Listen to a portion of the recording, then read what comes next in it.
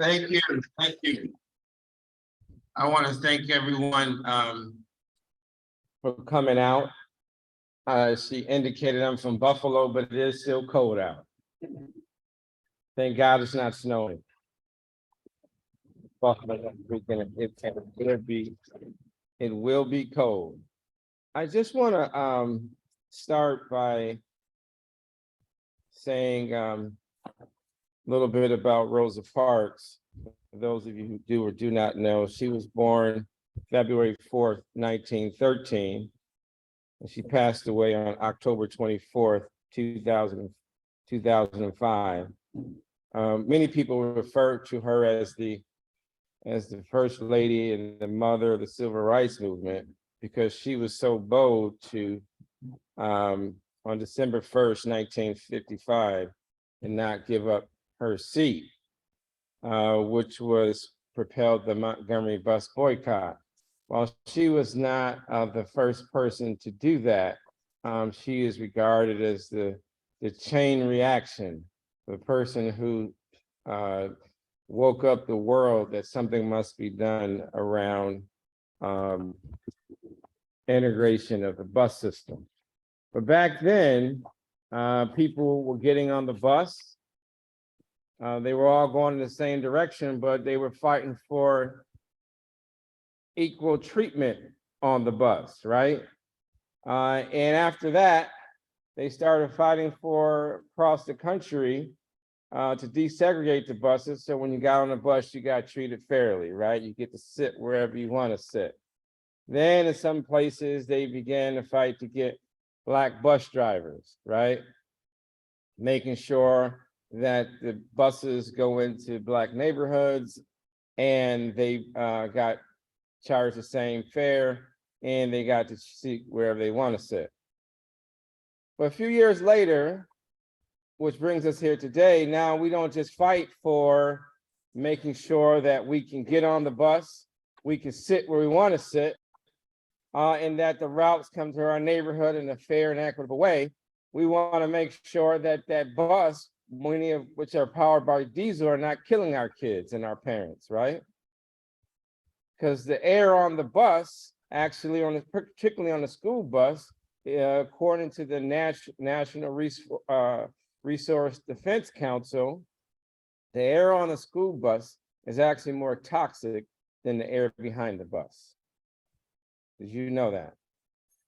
Many of you are aware that the struggle, how do I get this thing to work here? Can y'all see the slide there? How do I make it move? Does someone tell me how to make it move? Huh? Okay. Okay. So now we fight for equity in transportation.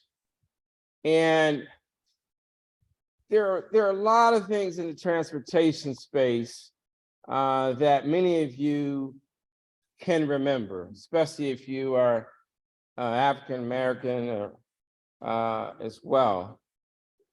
You know, we have symbols, right? Like if you live in a neighborhood where the railroad track was a dividing line between certain communities, right? Back in the deep days of segregation, you couldn't go over the railroad tracks or they throw rocks at you, or you might get shot, or they would dump train stop, they dump all type of things along the railroad tracks. Then under the Eisenhower administration and others to follow, they put the expressways through communities. And my good friend who's from Buffalo, who's been here since 1989, Dr. Michelle Collins, whose father was a city councilman, and raise your hand, Dr. Michelle. She knows very well there's an expressway that runs right through the heart of most communities in America. And around most of those highways, people have higher rates of asthma, they have higher rates of lupus, they have higher rates of cancer, they have cancer clusters.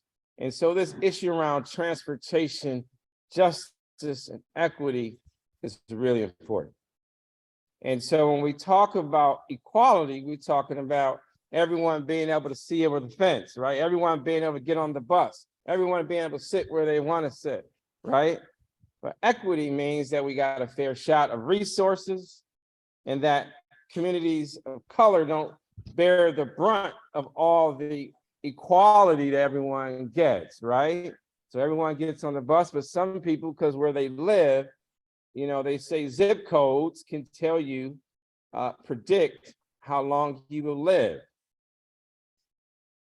Think about it. COVID-19 hit the country. Prince George's County is one of the most affluent counties for Black people in the country. Yet we die at a rate and got sick at rates as if we were a third world country in this county. That's what inequity looks like. Affluent people still dying as if they were poor people with no insurance. Let that resonate.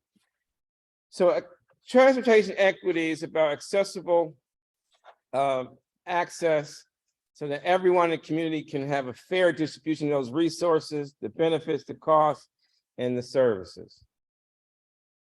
Did it move? Okay, it just moved slow.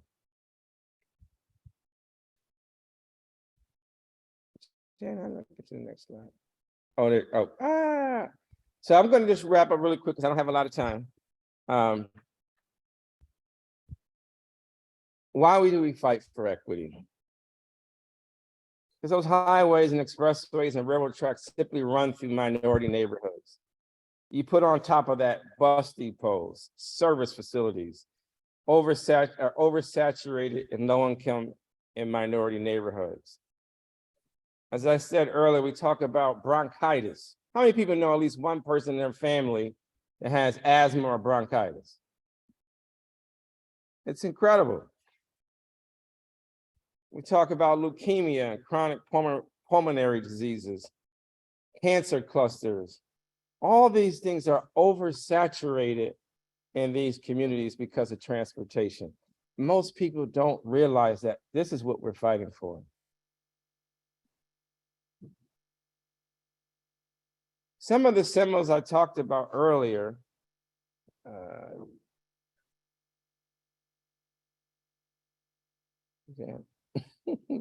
this thing is giving me the fits. Oh, there we go. Okay, just gotta be patient. As I mentioned earlier, if you look at some of these pictures, these are some of the things that happen in communities of color. And you rarely see these when you get out into more affluent areas and to some degree certain suburban areas, but we actually have some right down the street. If you think about on the way here, I was coming down Columbia Park Boulevard, pedestrian bridge, highway, came right through the neighborhood, separating one side from the other side. And you better believe if we've done a quick air sample, the air quality there is a lot worse than if you, the further you get away from the highway. In DC, a couple years ago, the picture on the bottom, that bridge was separated one side of DC from the other side. That bridge actually fell and collapsed, right? And that one was intentionally done to keep Ward 7 and 8 from the rest of DC. So there's a lot of work to do. As you all know, the United States is focused on electric cars. That is one of the ways in which we can make a difference, but that's not a panacea. Technology is moving, and we have a lot of work to do to make sure that everyone has equal and equitable access to clean transportation to save lives. So thank you for bearing with me, and then hopefully this was informative for you.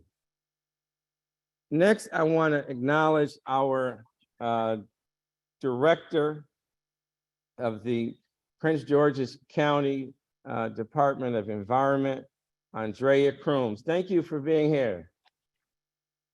We were just together on a call yesterday, trying to get some electric vehicle charging stations in the region, located right here in Prince George's County. Within the next 3 to 4 years, most of the major car companies will not be making gas-powered cars anymore. Did y'all know that? How many people didn't know that? Within the next 3 years, that they will no longer be making gas-powered cars. All right. So this is real, ladies and gentlemen. This is not rhetoric. This is the real deal. Also, I'd like to acknowledge the climate resident advisory group, Sadiq and Tanara Bowie and Tyrah Cobb-Davis. They're all members of the Climate Resident Advisory Group. Can they stand up and be acknowledged? That's the group that was created by the county council. We're glad that in the county executive, we really appreciate them. We also want to acknowledge Alpha Kappa Alpha Sorority Incorporated. I'm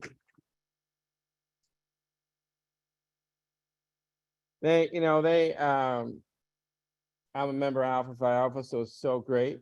I hope all of you learned about Ethel Hedgeman Lau and John Lau. They had this good thing going on, so hopefully y'all know about that. I hope they taught you that. Okay. All right.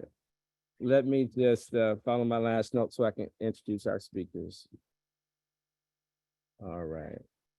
Next, I have the honor of introducing our first speaker, who is Kyle Reeder, is an advocate with Rise Prince George's, a smart growth advocacy group promoting policies and practices that build shared sustainable prosperity in Prince George's County by creating safe, walkable, inclusive, transit-oriented communities as a sixth-generation native Prince Georgian living in Capitol Heights. Reeder has come to deeply understand the influence of transportation planning on developing sustainable climate solutions and addressing historic racial disparities in our community. He has worked on environmental justice issues through his work with organizations, including the Capital Market and Community Forklift, and has served on DPW and Department of Public Works and Transportation Bike and Pedestrian Safety Advisory Committee, Capitol Heights Community Healthy and Environmental Committee, and more recently, WMATA's Better Bus Network Redesign Community Connections Committee. Let's put our hands together for Kyle. All right.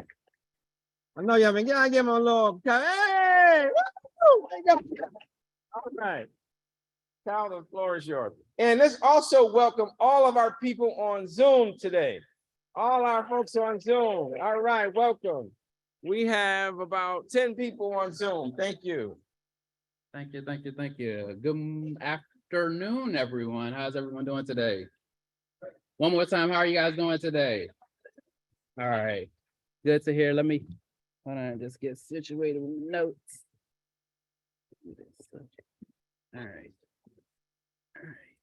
All right, can everybody hear me? All right, so good morning, good afternoon again. My name is Kyle Reeder, and I am a member of Rise Prince George's. I first want to start by thanking the Sierra Club and Janet for inviting me to participate in today's discussions. Janet and I first connected at the Capitol Heights Metro Station walking tour that Rise Prince George's organized. It was a really hot day, and then we didn't get a chance to talk too much that day, but we were later reconnected by Ethan Goffman, who was writing an article on equitable transit-oriented development. And then I later had an opportunity to attend a Sierra Club meeting down at Costco Regional Park in Clinton. And I share that timeline to say, I'm happy these conversations are happening in the county. I'm excited to be a part of the community that is organizing around these issues. And it's groups like the AKAs and the Sierra Club that are helping move our county forward through these efforts. So I just want to acknowledge you all with that. But RISE is a group of county residents and allies that believe that creating safe, walkable, and inclusive transit-oriented communities through smart growth and policies and practices build shared and sustainable prosperity for all Prince Georgians. So what is smart growth?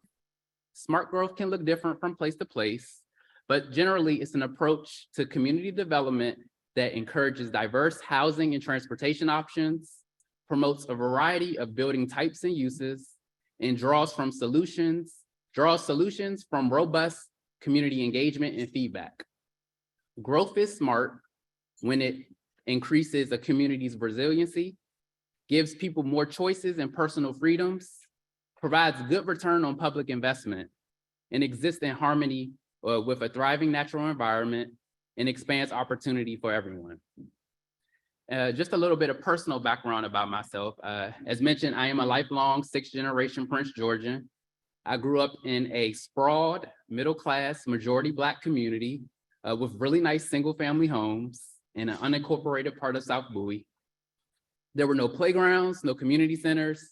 Outside of our neighborhood, we had no sidewalks, no bike trails that connected to nearby amenities. I believe the closest grocery store was about 3 miles away, and the closest bus stop was a mile away.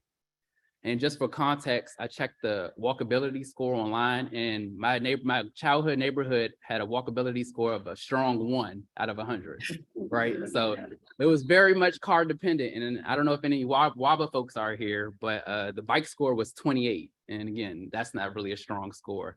So basically I lived on an island. And so my earliest relationship with public transportation was actually the public school bus. From kindergarten to 8th grade, I attended school in Beltsville, and I had to endure a 4-hour commute, 2 hours there, 2 hours back from Beltsville. And I know it's not if you're doing numbers in your head, and it's not necessarily 2 hours to get there, but they're having to pick up the kids from different stops. From the time I got on the bus to the time I got to school, I was on that bus for 2 hours. And so, and my adult self couldn't do a 4-hour commute, but an 8-year-old, it was a lot. And so, however, on those bus trips, I did make friends with a bunch of kids across the county that were enduring this long journey for education. And early on, I learned the relationship between transportation and opportunity and how that influenced my own trajectory. And so, although I did come up in a generation where there was no Uber, but getting your driver's license was a big milestone, I still had to learn to get around on my own. I was doing a lot more things. And though my parents may drop me off, they was like, you're gonna have to find a way home. Somebody got to bring y'all back, right? And so my relationship with transit evolved. I regularly began taking the train and bus home from school, maybe to get to and from work, to meet my friends at the mall or movies, to hang out. Transportation was a very critical part of my exploring life as a teenager outside of my own neighborhood on my own terms. Transportation even began to influence my decisions as I became an adult.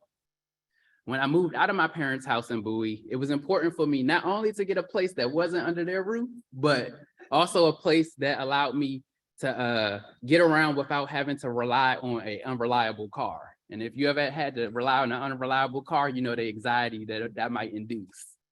And so I was also working in DC, and like I said, it was just really important for me to be able to get to and from work without having to get a car. And I actually wanted to live in DC because by that point I was convinced that I was going to live a city boy life. I was going to live next to all the restaurants and bars and be close to my friends, but I couldn't afford it. So I ended up settling for Capitol Heights because I was familiar with the area. It was affordable. And even though we didn't have the coffee shops, I knew we had the Metro. And at that point, I thought that was all I needed, but as I came to live there, I learned differently. So just to give you guys a better understanding of the landscape of transportation in Capitol Heights, Capitol Heights Metro Station has 2 Metro rail lines, the Blue Line and the Silver Line, that connect to 2 major airports. There are 5 WMATA bus routes. There are 2 DPW&T, the bus routes. And the station is actually a short distance away from the Marvin Gaye Trail starting point in DC, which connects to the Anacostia River Trail. It's actually a 15-minute walk to another Metro rail station, Addison Road, which, fun fact, is the only area within the county that has 2 Metro stations within walking distance of each other. And for anybody that's keeping score, the walkability score for my Capitol Heights community is 55. and the bike score is 32. And again, this is out of 100, so that's still failing. Right? That is up, but it's still failing, right? So despite the proximity to this transit network, right? The buses, the trains, the bike trails, I'm still living in a community that doesn't have a really good, strong walkability score, right? And why is that?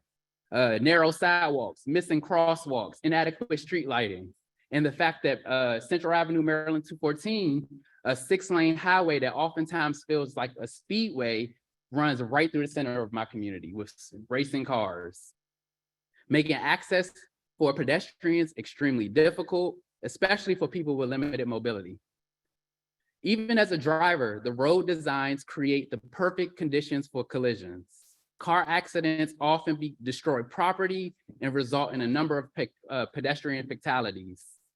Not to mention the food swamps, the banking and retail voids, and the healthcare deserts that shape the quality of life there. This has been my reality since 2015, 16, since I moved there. 2 minutes. Oh, sorry. So I guess I got to run. So just real quick, I shared that background to say I shared that background to highlight living in a community with barely any transportation infrastructure and living in a community with incomplete transportation infrastructure, right? And just how that drastically can change people's experience. Transportation can improve your health and wellness, right? We know that expanding opportunity for safe walking, biking, and other modes of transportation allows people to easily integrate physical activity into their daily lives, which in turn reduce obesity and other related health risks. We know that transportation also can support our climate goals, right? And improve and getting less cars off the road and improving our air quality and reduce gas emissions. But also transportation is an economic driver, and that it's been proven that development around transit and creating places where people can live, work, and play grow the economy and provide a range of abilities to move people and goods.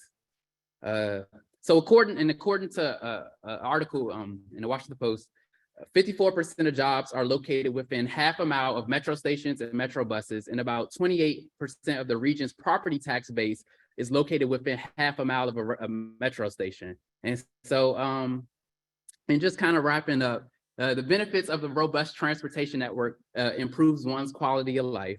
And it's important as we're thinking about equity, right? And thinking about transportation, that the neighborhoods that were historically disinvested and disenfranchised through transportation policy and other things benefit from the new renowned energy that's coming into transit-oriented development. And so I want to close in just saying that Prince George's County has 15 metro stations, 8 MARC train stations, and another 11 Purple Line stations on the way. And if we want to maximize the county's transit actions, if we want to maximize the county's transit assets and take advantage of our competitive advantage of promoting local economic development, generating the needs to increase the county tax bases and address systematic challenges within our community, it's going to involve all of us. And I'm looking forward to continuing the discussions at the table. Thank you, guys. Thank you. Thank you. A lot of good information. A lot of good information. Well, I would hope that all of those stations, I know that I was told the other day they're working on solar at the one at Cheverly. I think they all should have solar. They all should have EV charging stations. I know that the director Crooms is heard that message, and we actually have 375 chargers to deploy.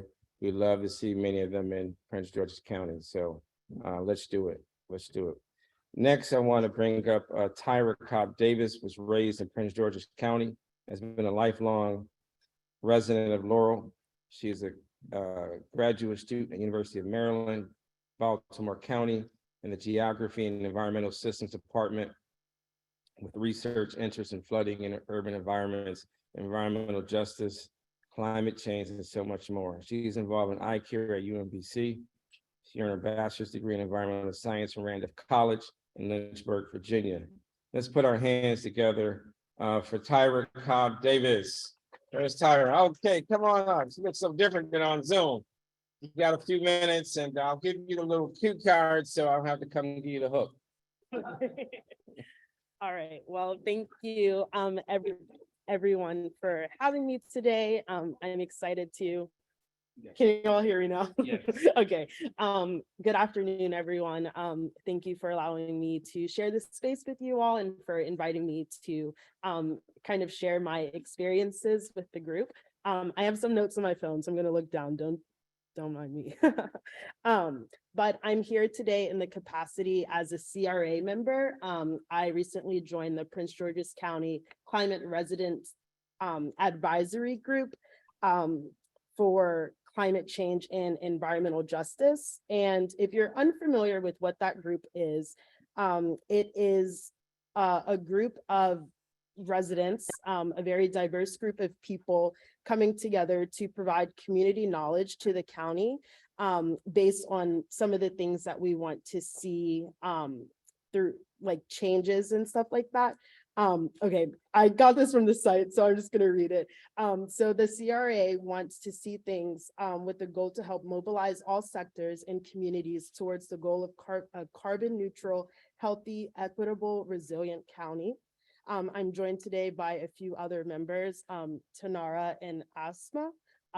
We were graciously like, oh, and Dorothy, I'm sorry, I didn't see you over there.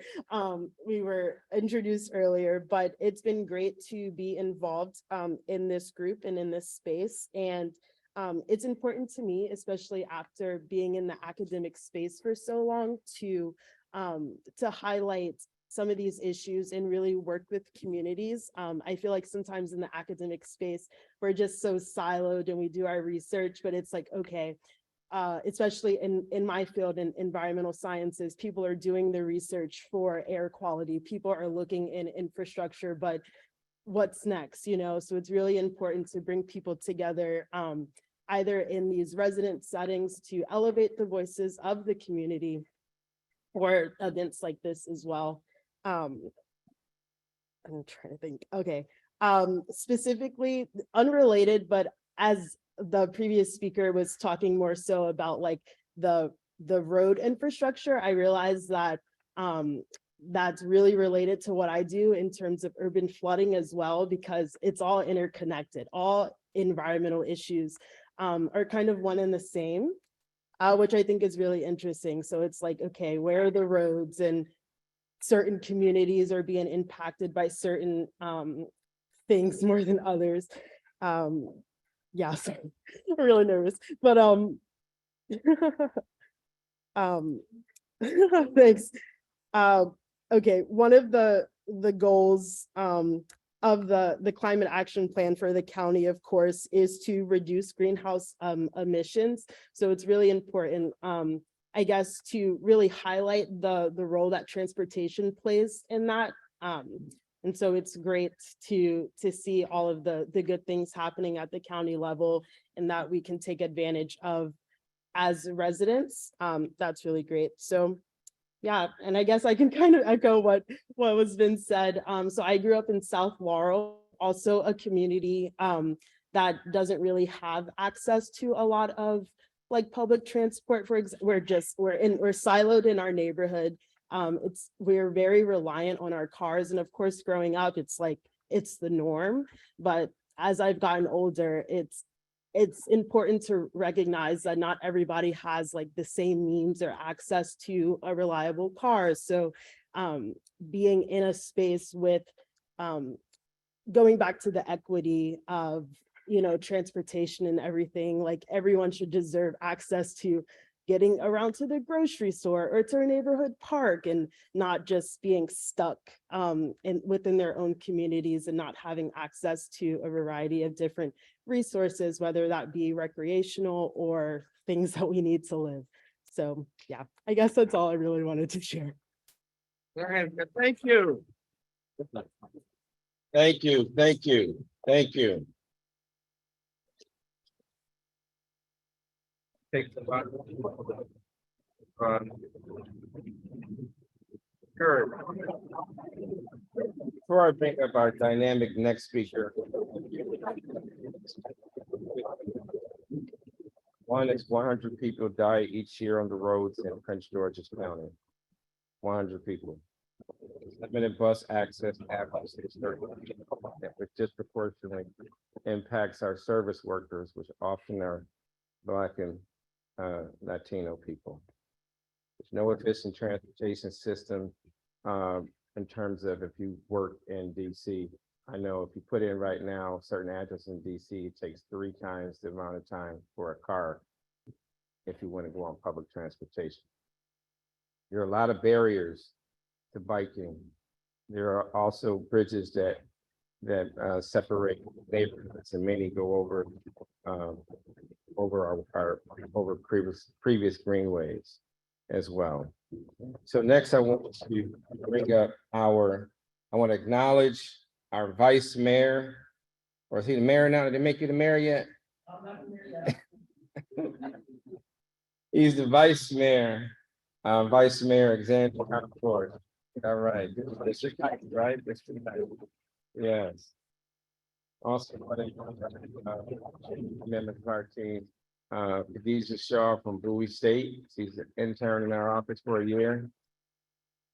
Davin Cox, who's from California. He's from Kansas City, but he's a student in California, right there. And then Laurel, who works in our office.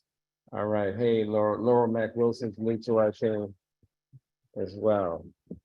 Our special guest today, young man who worked so hard.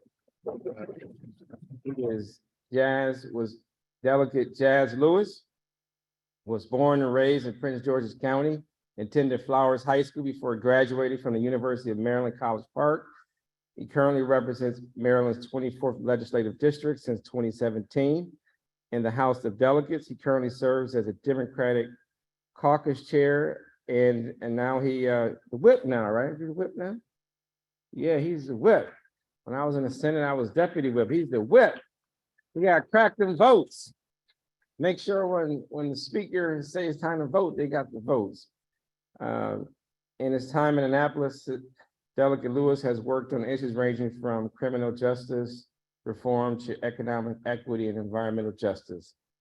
His work in Annapolis is focused on improving the lives of all Marylanders, and improving transportation and environmental justice is a fundamental part of his agenda. Let's put our hands together for the whip of the Maryland House of Delegates, the Honorable Jazz Lewis. Thank you.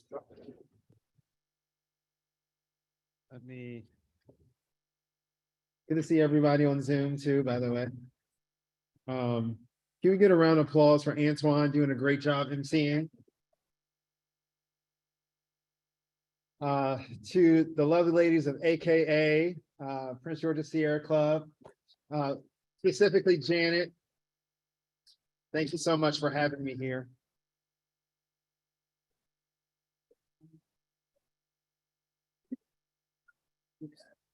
Well, I'll hold this.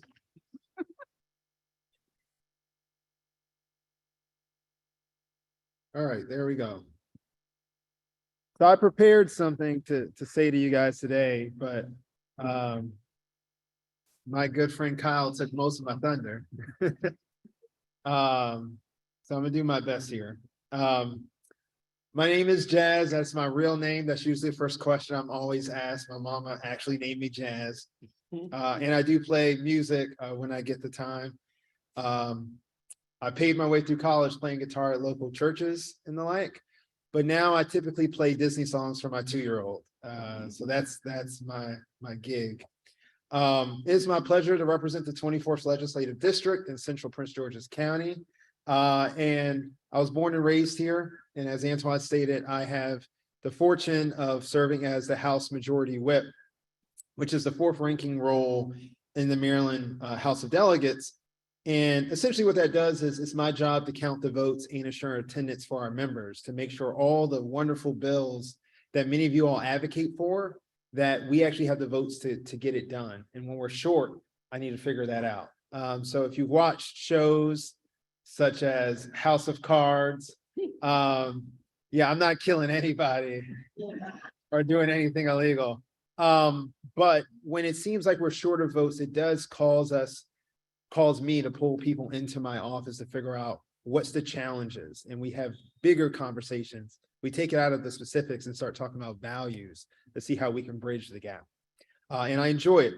My parents moved to Prince George's County for economic opportunity. My mother worked in federal law enforcement. My father was an electrician, and they settled in Springdale, Maryland, which, much like was stated from the Bowieite and Laurel, was like being on an island in many ways.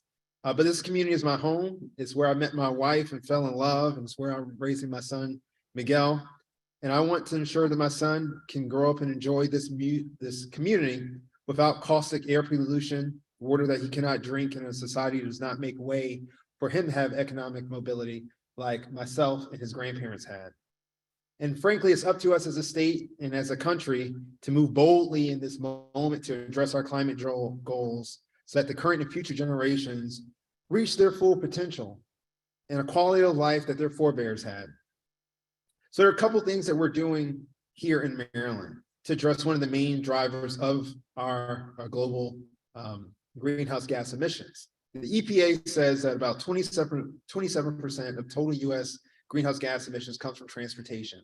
And that's largely driven, of course, by cars, whether that's for commuters or people carrying goods, but also by light and heavy rail.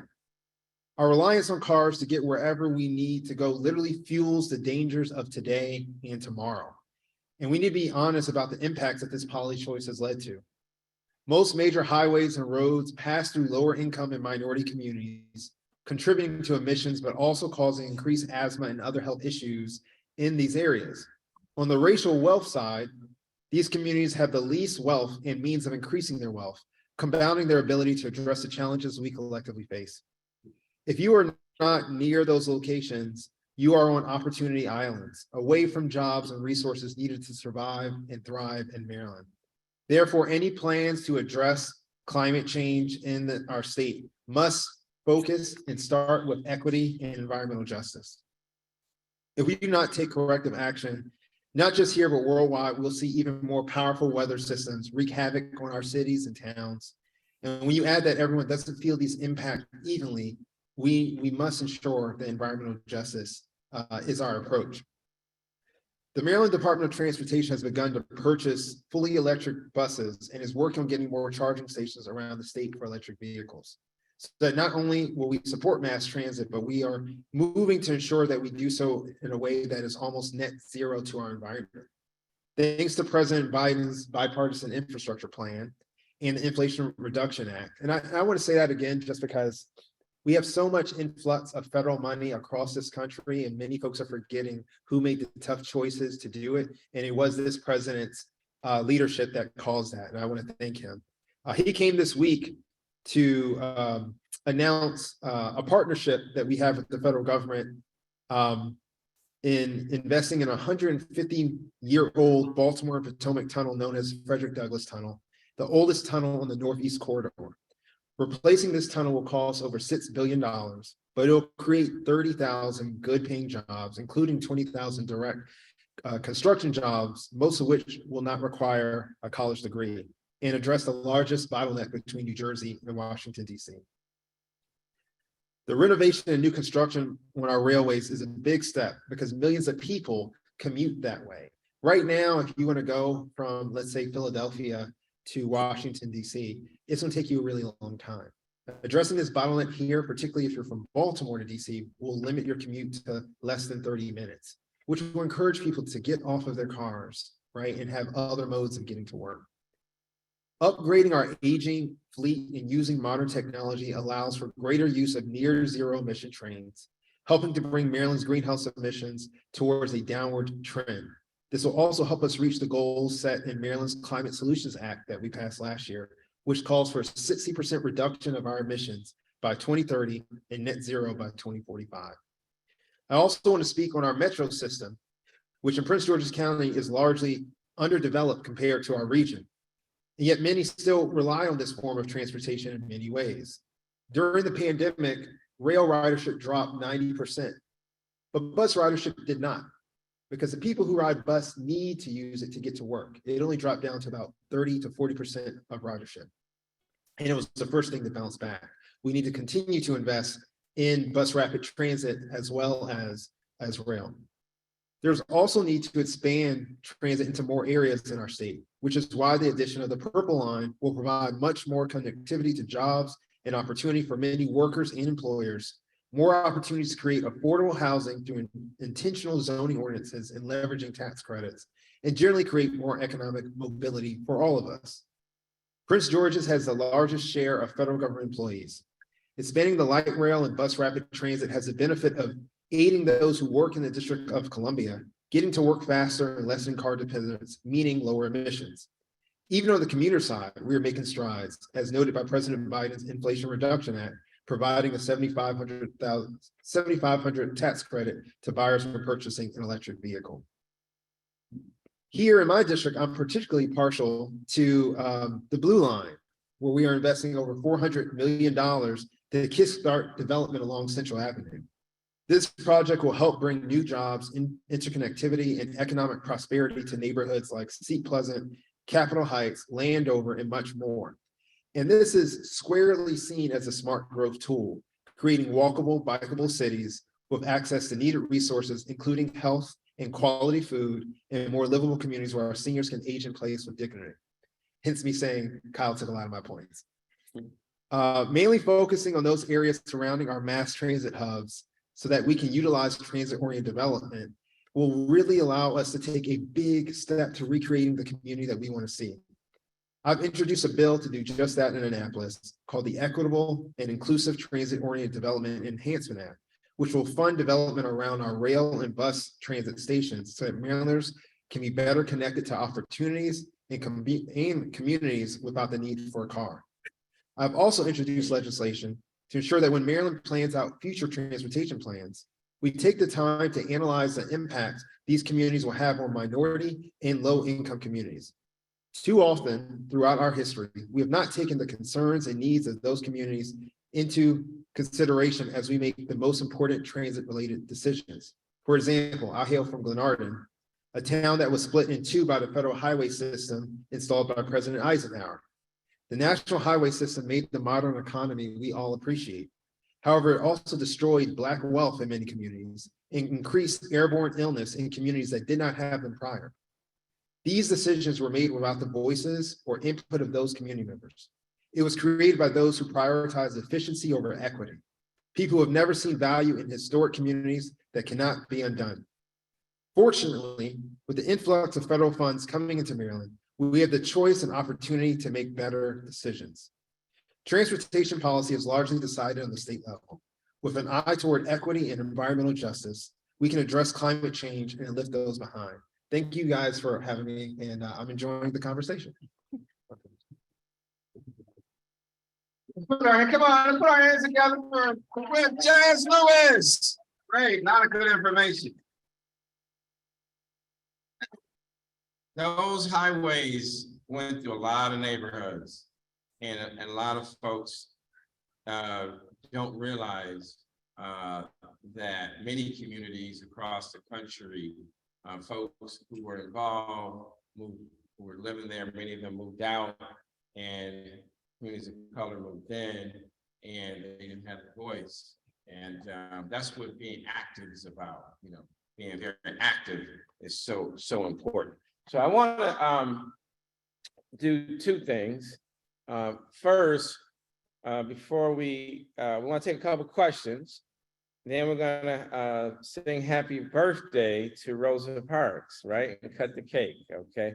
So I want to take just 2 or 3 quick questions. Any questions for the speakers? Any questions for the speakers? Come on up. Vice Mayor, stand up, say your name and all that for people.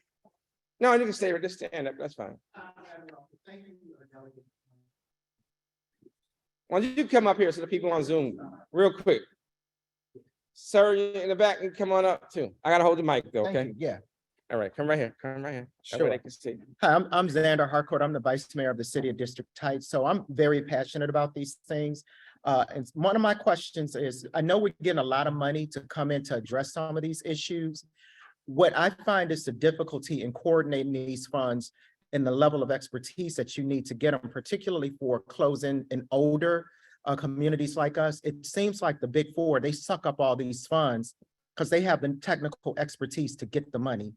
Would there be anything in place to help close in communities, older, disinvested communities like District Heights? We need solar. We don't have EV chargers. And our community is very passionate. It's a stereotype to think that because a lot of these people that live in these communities aren't here, are not concerned about these things. We are, but we need help. And we want some of that money because when everything hits the final line into 2020s with these electric cars, we have a large apartment complex. Nobody's thinking about the residents in these complexes that are going to have to rely on transportation and EV charging and all these types of things. So are people considering people who don't know how to advocate for themselves? Amen. Thank you. And let's also note that some of the, there's $7.5 billion is going for EV charging to help create a network from here to California, really to Hawaii. That's a 5-year process. That is not going to be able to reach everybody. Okay, that is a down payment on an investment that's probably well over $100 billion. So think about it. If this federal government puts $7.5 billion, and it's really going to cost well over $100 billion to get charging in a lot of places, local governments and the private sector got to put some skin in the game. Otherwise, what y'all see in broadband is going to be far worse with EV charging. All right, come on up. Now, Jazz, do you want to say anything on that? Yeah, Sure. Come on up. Come on up. Yeah. I'm a community organizer by training, so I can project. But I will say that in our state budget, we are planning to make sure that we have people, particularly for our historic communities, who can liaison to you. And this is one of the things I'm talking to our new secretary, Paul Wiedefeld, who's coming in as head of transportation. Amen. And we'll help them. Let them know. They can call us. We can help too. Come on. What's your name? Oliver Reader. And my question is, I think is more geared towards Jazz. You mentioned the Purple Line. We changed the Purple Line from a subway station to a light rail. What impact did that have on PG County? When is it going to be completed? And you also mentioned that with a lot of the subway stations, we tried to build around them and community stores and stuff like that. Would the same thing happen with the light rail? Had it been, is there any difference in it being a light rail station as opposed to a subway station? All right. Thank you. Good question. So I'll try to be brief here, but it's supposed to be cheaper. It ended up not being cheaper, but it was supposed to be cheaper by being a light rail instead of a subway for a whole host of reasons. One, WMATA didn't actually want to own it to start.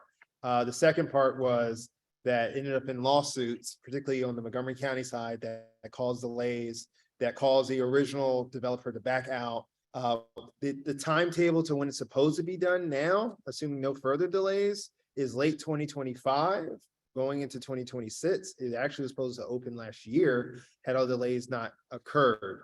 I would say the benefits of transit is that if you have density, it allows for a dynamic ecosystem that you wouldn't have otherwise. I'll give you a prime example. In Seat Pleasant, I helped to open with a number of other people a nonprofit grocery store, okay, called Good Foods Market. It's about 4,000 square feet. Anyone from New York, think of it as a large bodega, right? It's a very different model than most of us here in Prince George's are used to. We're used to big box grocery stores with like 40 aisles, but they compete with each other. So you can't have one in every neighborhood, okay? That nonprofit grocery store has had a really hard time because anyone to get there has to get in their car. If you're going to get in a car to go to this small grocery store, you might as well go to the big box, okay? When you have density at a transit stop, then you can have a situation where that grocer is a first floor retailer with housing above that's already built in. So now you think of seniors who don't necessarily want to drive, don't necessarily, they want to not have to have a car as they're getting older. They can just go downstairs, get food that they need to cook for themselves and go right back upstairs, right? It's something that exists in other major dense places, but doesn't exist here, but we're trying to create that. Thank you. Thank you. Thank you. Want to take our last two? Really quick, because we're running over.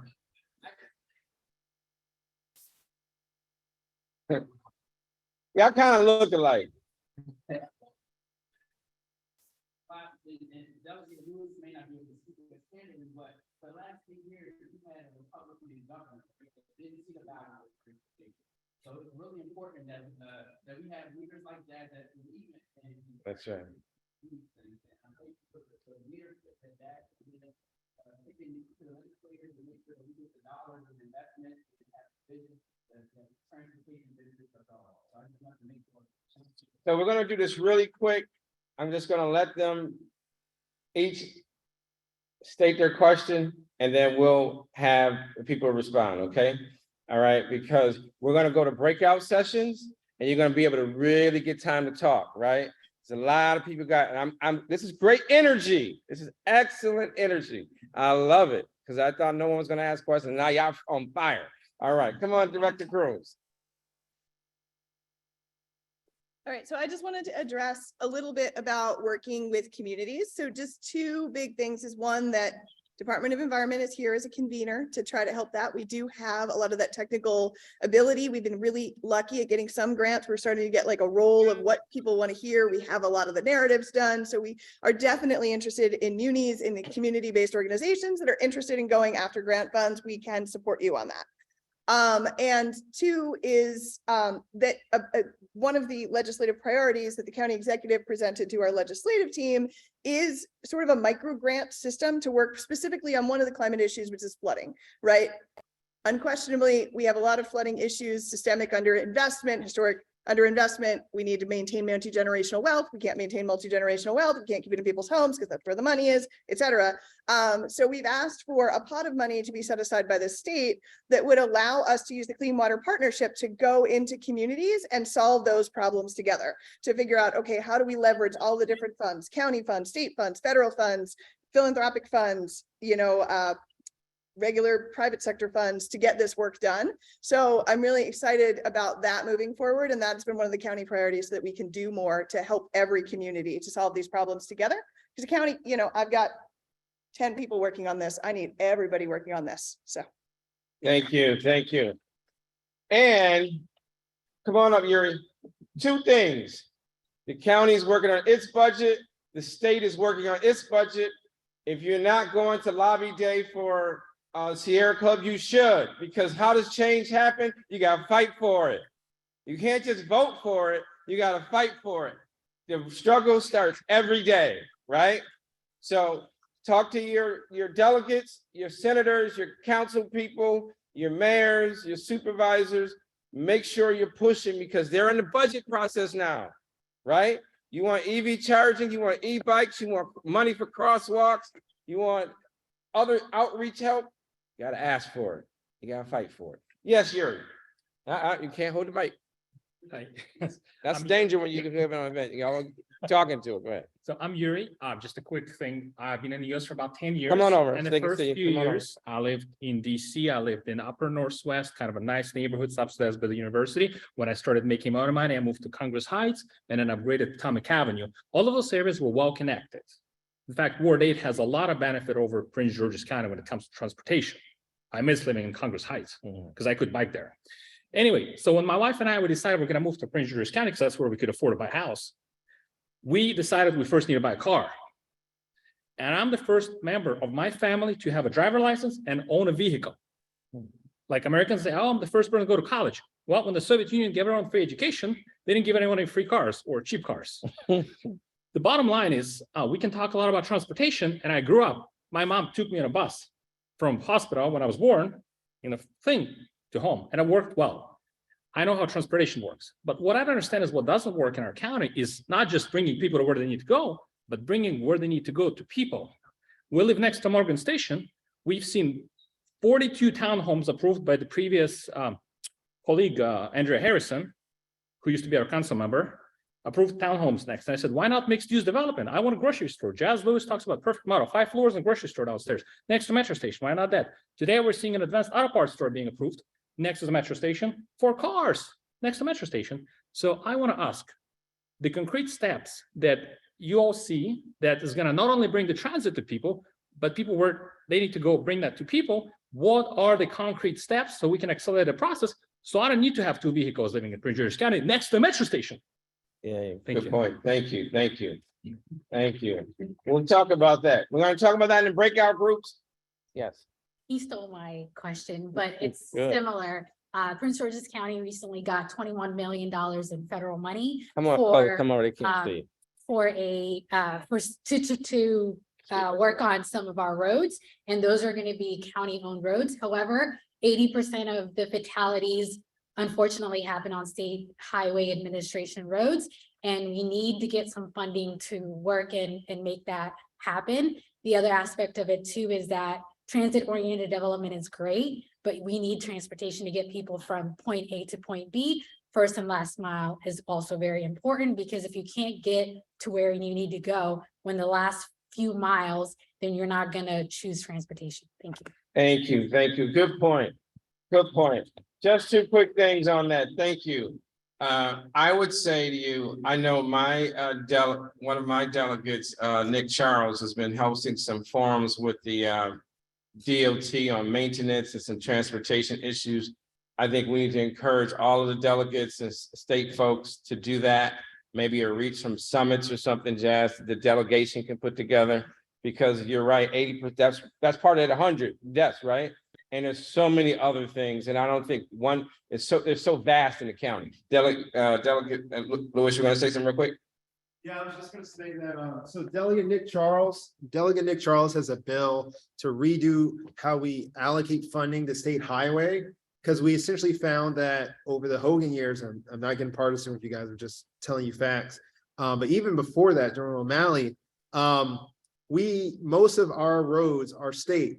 But when it came to the contractor dollars who's coming to both clean the roads and maintain the potholes and whatnot, we were like, our budget, each of the districts that we're District 3, our budget was smaller than the number of the rural areas. Okay, that's a choice by the governor's budget, what they choose to do. They were choosing to not prioritize us. So he has a bill to try to change that formula and also make sure that they report when they're cleaning coming back to us. I also agree with you on that last mile, because often, particularly if you think of, people who need doctor's appointments or things like that, they need to get to a place of transit. That last mile is very difficult. Hopefully, with us building the density, I think the long-term plan is to encourage people to live in more dense environments where that last mile is less of a concern because you're right there, but we need to get there. So I agree. Thank you. Before I bring up Janet, let me just say, we don't just want equality, we want equity, right? Y'all remember that picture, right? We want equity. So as y'all fight for it, they need to do some restorative justice. Right, they need to do some restoration, because I can tell you, Suitland Parkway out of my neighborhood is a mess. It is a horrible sight. Yes, Janet, we're gonna go sing. We're gonna sing too. Okay, we're gonna sing Happy Birthday to Rosa Parks. Ready? Happy birthday to you. Happy birthday to you. Happy birthday, dear Rosa. Happy birthday to you. Yay! So no, we're gonna take about 5-minute break. So everyone gets some cake, right? We want to take a quick picture in the back.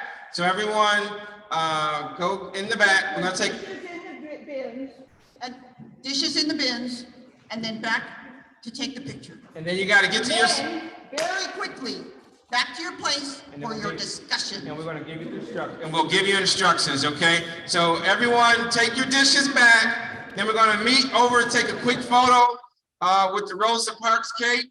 Take your seat, and then we're gonna go into our breakout session. Y'all seem like y'all want to talk. Y'all want to make a difference. Y'all fired up, right?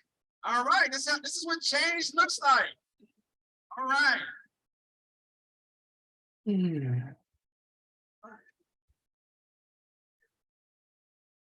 No, right, that's not.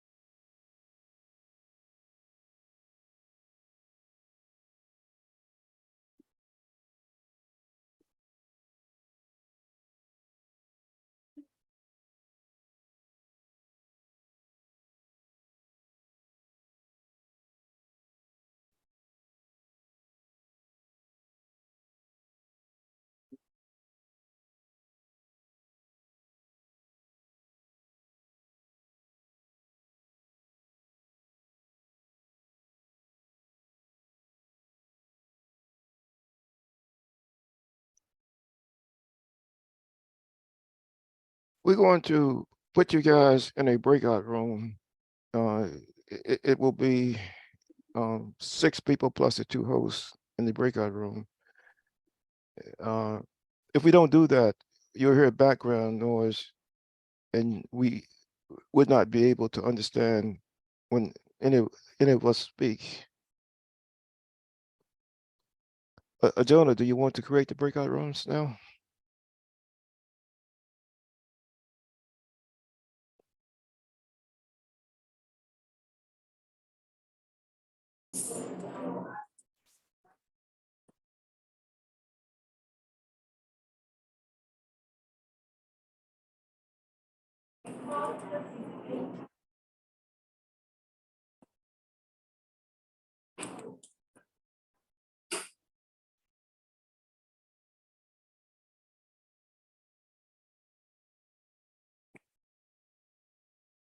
Okay, in the breakout rooms, we're going to have what they call small group discussions.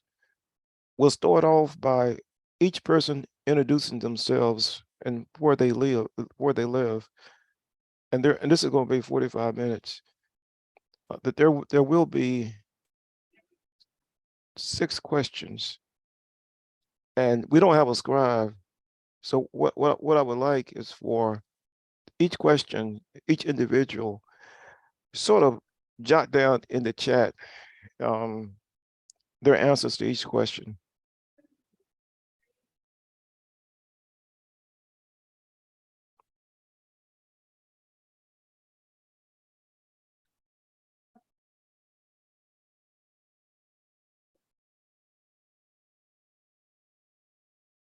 The purpose of the discussion is to share our concerns and ideals about environmental justice and transportation equity.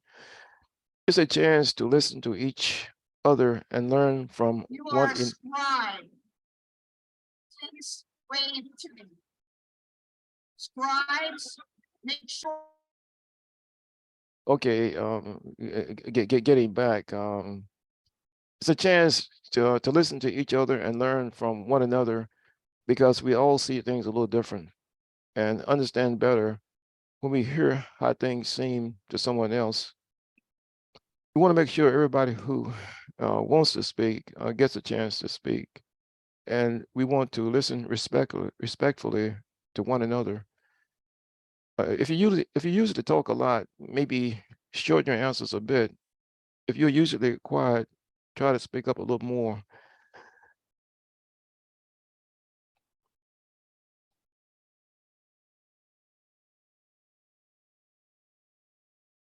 Jonah, are you ready?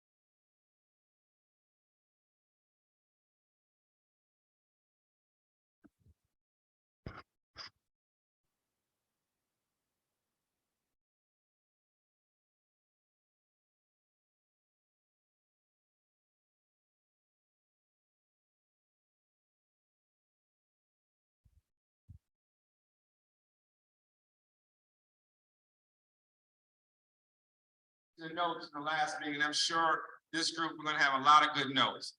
So we're gonna go really quickly. Every table, we need to have 2 leaders. One leader is gonna be a scribe that's gonna take the notes.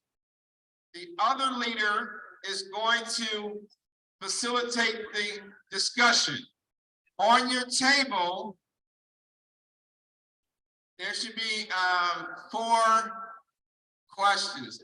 Janet,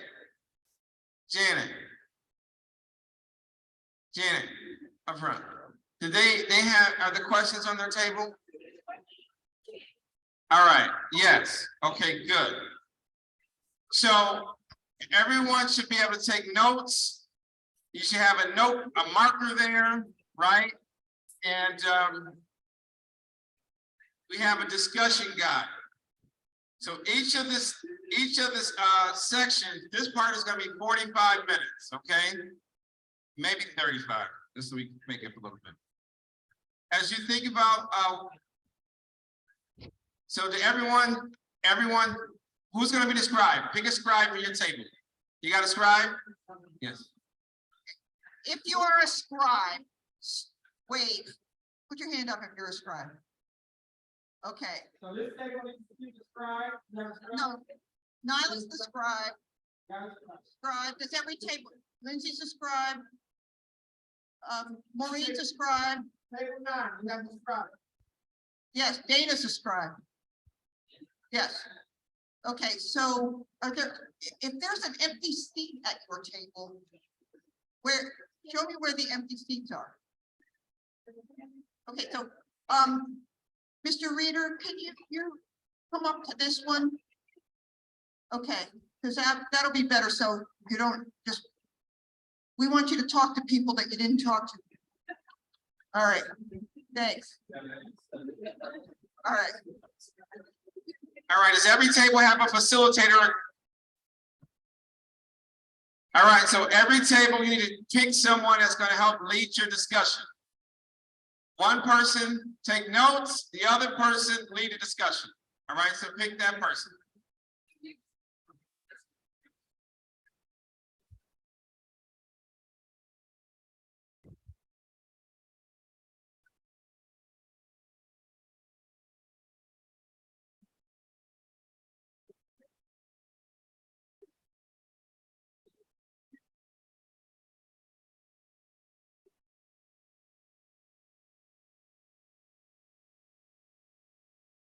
All right, all right. Now, shall I pick your leader, your facilitator? All right. Did you all pick your facilitator yet? Who's gonna lead the discussion? You're gonna co-lead? All right. All right, table number 1. Where's table number 1? Table number 1, you have your facilitator? It's gonna lead the discussion over here at table 1. Jazz Lewis, all right. Table 2, you got your, all right. Table 3. That's 5, brother. Table 3, where's table 3? You're set. Table 4, where's table 4? Table 4. Table 5. Table 6.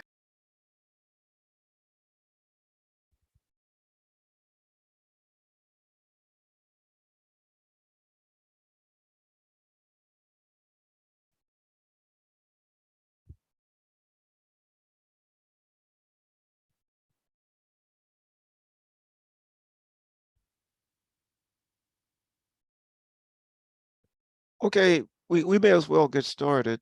We decided not to create the breakout room since there's only 6 people here, including the host. So what we're going to do, we're going to go directly to the group discussion. I don't know if everybody heard me describe the guidelines for the discussion guidelines.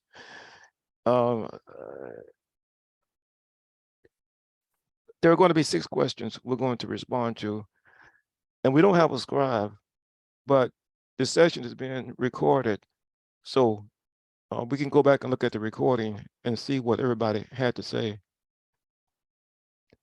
Okay, the first thing we're going to do is something called the lightning round. In the lightning round, we would like each of you to put your name and where you live and how you usually get around in the chat, so we will have a record of that. And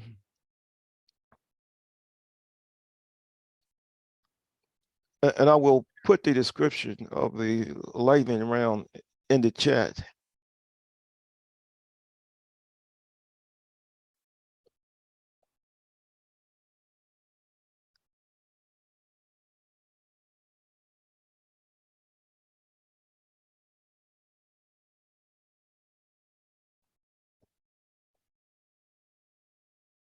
Okay, I'll start this in the chat by putting in my name.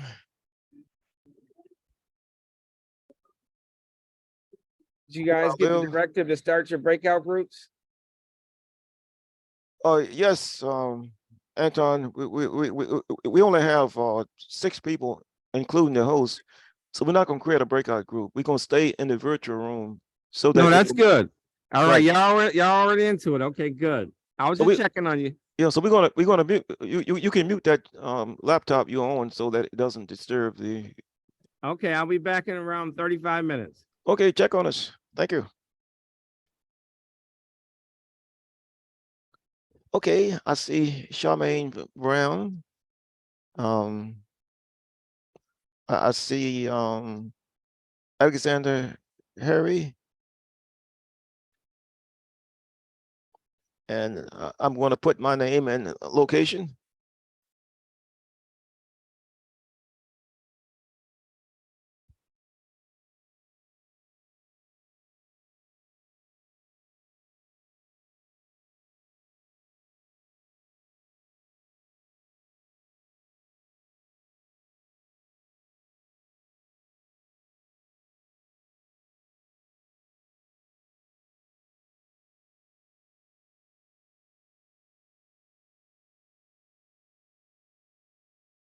Okay, we're waiting. We're waiting for Helena Kaiser, and we'll look. Okay, yeah, Victor just came in. A.R. Wright just came in. Jonah just came in. So who do we not have here? Okay, Victor, myself, Danny, Charmaine, A.R. Wright. Okay, do we have Alexander Harry? Let me check here.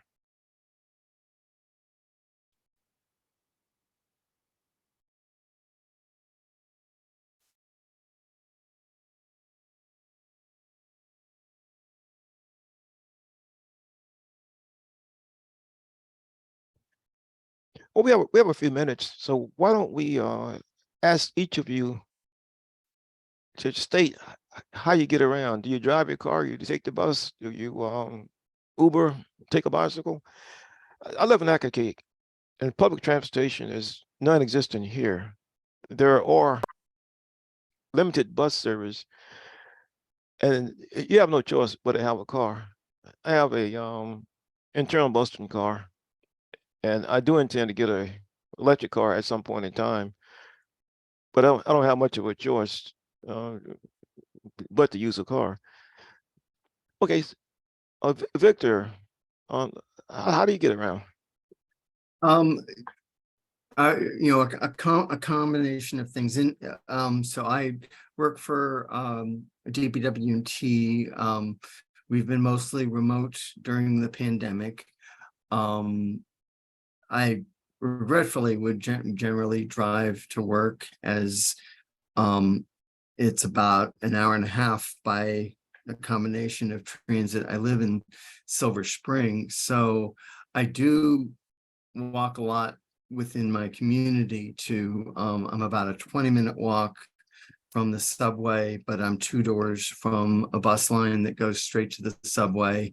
And during the pandemic, I barely drove. I'm lucky enough that I have 2 grocery stores within a 10-minute walk, and a CVS within a 10-minute walk, and things like that. And that's, you know, we chose to live in an area like that because of access to you know, stores, transit, and such. That shouldn't be just, you know, everyone should have that. And you know, we need to really focus on creating a type of walkable communities where you know, where anybody who wants to have that kind of access should be able to have that access.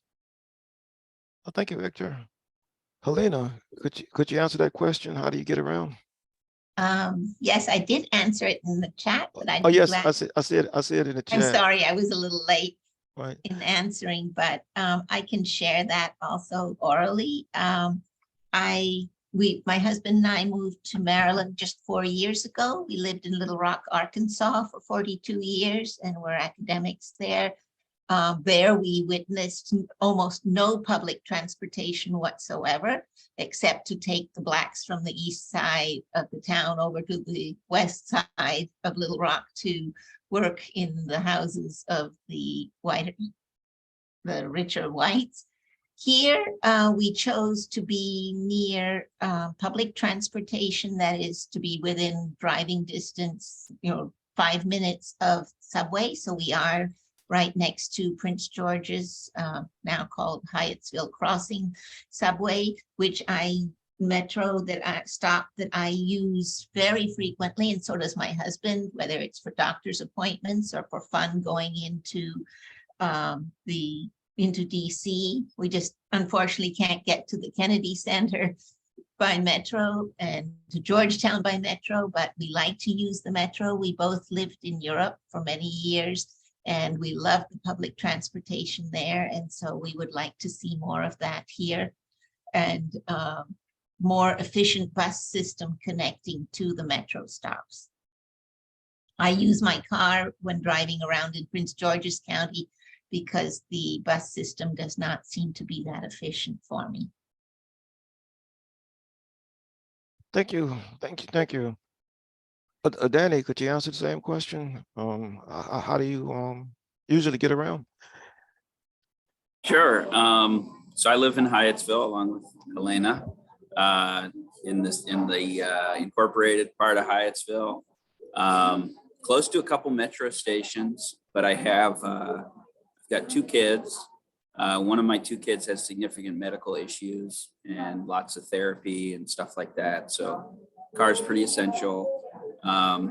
Mostly telework.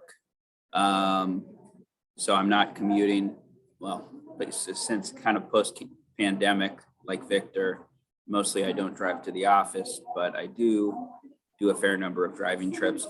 I was involved in an accident about a year ago on Queens Chapel, which is, one of our dangerous Maryland State Highway roads that kind of bisect our communities. It was an accident that I don't really feel like was that preventable because it was, well, there's probably some extenuating circumstances, but we've got a lot of roads in our communities that are just built for deadly accidents. Fortunately, my accident wasn't deadly for myself or the other party, but it was high speed and kind of shook me up. That destroyed my electric vehicle. And with the price of cars now, I went back to gas combustion for the time being, at least. That's it. And thanks for hosting this. Well, thank you, Danny. Charmaine, could you answer that question? How do you get around? Sure. So I drive. Like you, I don't live in an area that has any public transportation options for me. And I have been in Southern Maryland for more than 3 decades, raised a family there, and commuted into DC almost 100 miles a day for all of that time. And so, it's just a lot of trade-offs when you're raising a family in terms of where you can afford to live and some of the things that are really important to you, like education, or to us was education and safety and lots of things. And so I was very fortunate after working in DC for 25 years to get a job where I worked remote for the past 1.5 years. And so that really helped, but I still had to drive to the grocery stores. So I'm not in walking distance of anything in Southern Maryland. So just basic day-to-day errands, and you got to get in the car and go, 8 miles or so down a highway, 301, in order to get whatever you might need. And I tend to be forgetful, so I tend to make several trips because of not always getting the list right. So that's what I do mostly. So I'm not driving into the city anymore to work, but I did that for a number of years, as I said, about 100 miles a day, every day, and have lived in Southern Maryland all of that time because of some of the choices we made in terms of what was important to us in raising a family.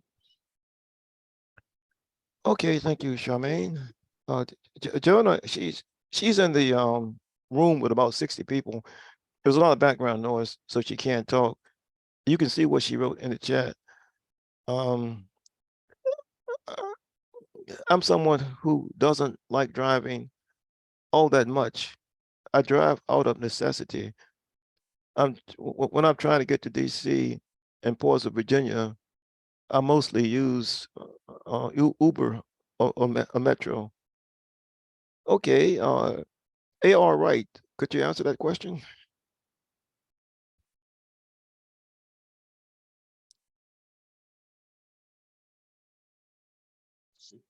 I did answer it in the chat.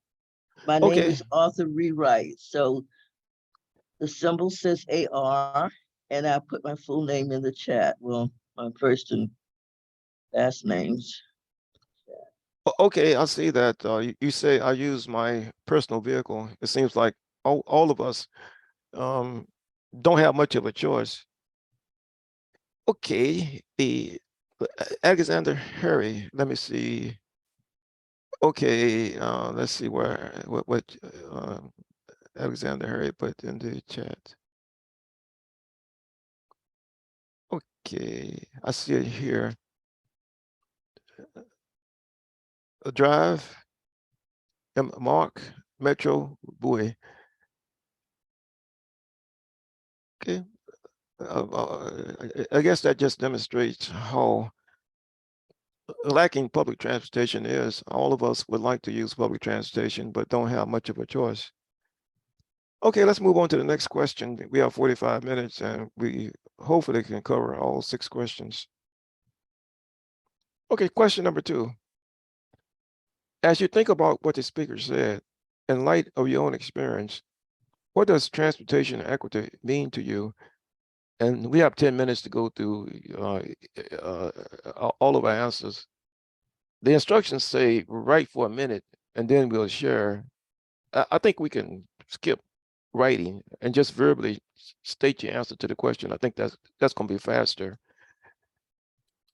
Okay, I start off. What does transportation equity means to you?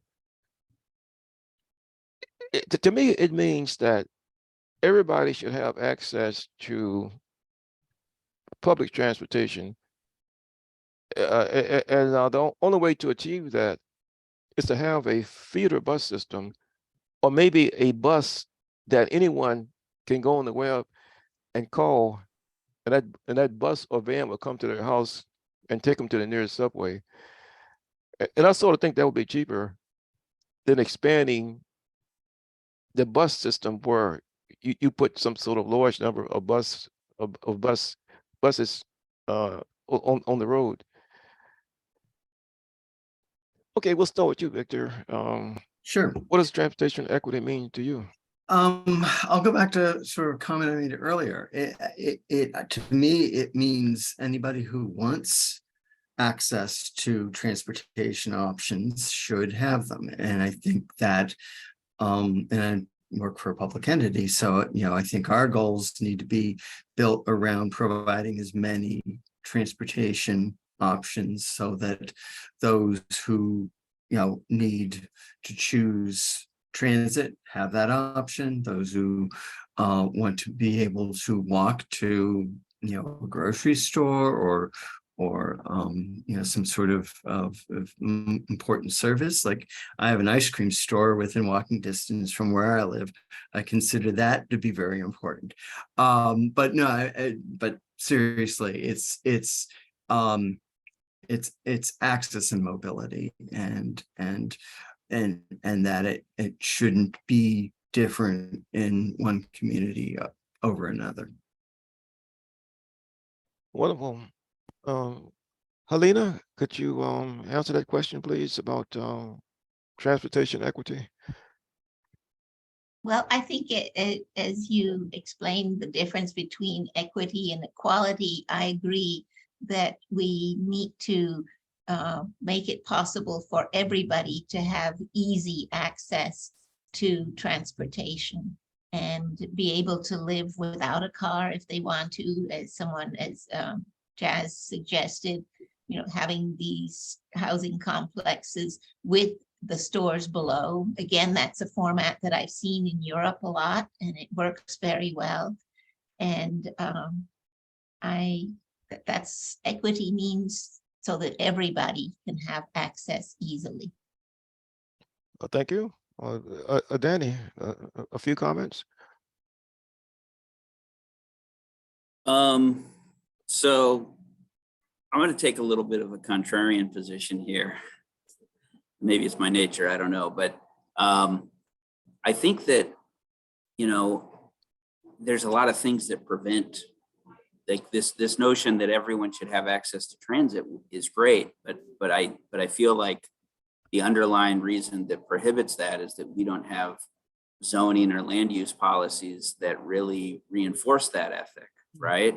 And it's hard, probably to your point, James, that it may be more affordable if you want transit to people that live in really non-dense areas to maybe just have like a call-up bus service or something, because transit doesn't work particularly well in low-dense areas. And also things like, walkable neighborhoods. Well, if we're serious about that, then we need to revisit our zoning, because right now, our grandparents' generation and beyond, they had corner stores. They had things like that that were allowed within the residential fabric of their communities. Those are, illegal in probably 99% of, well, I don't know the exact figure, but the majority of Prince George's County wouldn't allow something like that. And even if they were allowed, because of kind of post-World War II development patterns that are automobile centric, they probably don't have the densities to support things like corner stores, because there just aren't enough people that live within proximity to a corner store to reasonably use them. So it's a complicated situation, but those are some of my thoughts.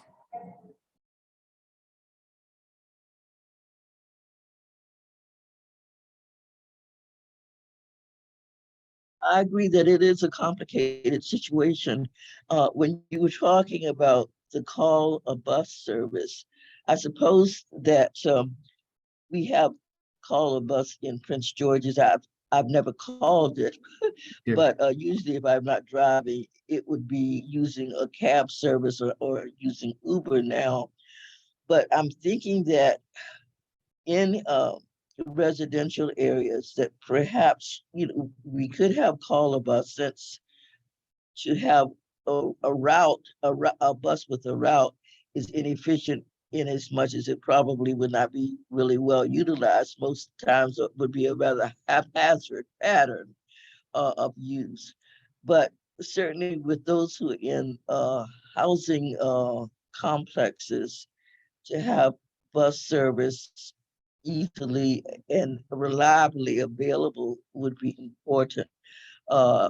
And either I've heard some person say that the taxi service is not really working anymore, but maybe to go back to that model, Uber is fine, but of course we know that there have been some negative press about Uber drivers and some of the problems that have occurred. And it may be that, having sort of a county, if not fully a county-run, semi-privatized taxi service, but one that would be reliable and, would hold its drivers accountable so that people feel comfortable and safe calling a cab to come when needed. So, we just have to think, about various options, but the mixed use housing areas certainly make a lot of sense for development, but having both the transportation, because the person who I guess Helena was talking about going to the Kennedy Center, and it's true, when you can take a metro to a certain point, but then after that, you have to take a bus. Now, of course, some of these businesses, that such as the Kennedy Center, may have a shuttle that comes around periodically. And so maybe in some instances, you can get shuttle service from metro, because if you are in a situation where, for instance, you need to have home health care, it is problematic if you have healthcare people who do not drive themselves. They don't necessarily like to come into Prince George's County. They prefer to work in Montgomery County because apparently the transportation is more reliable there. So we do need something that fills the gap between metro and then getting to a particular private residence. So a lot of attention does need to be given to more equitable transportation.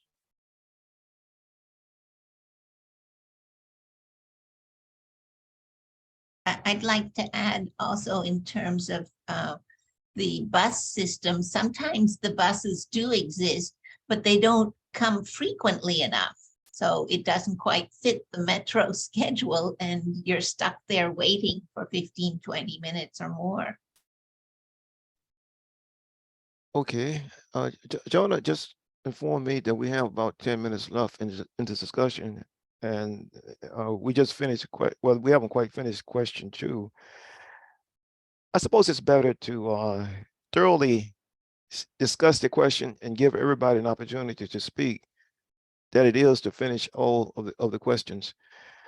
Okay, so Charmaine Brown, what do you think about transportation equity? So I just think at a fundamental level, equity is about giving communities what they need in order to thrive. So it's definitely not a one size fits all. And just as the graphic that Antoine showed in the beginning, where you adjusted, equity versus equality. Equality is sameness. You're giving everybody the same thing, but everybody doesn't need the same thing. And so I think at a fundamental level, the systems that we have today in terms of transportation were designed for a different time. And I think the paradigm needs to change, but it really needs to change in a way that adjusts to what people need in order to have quality of life.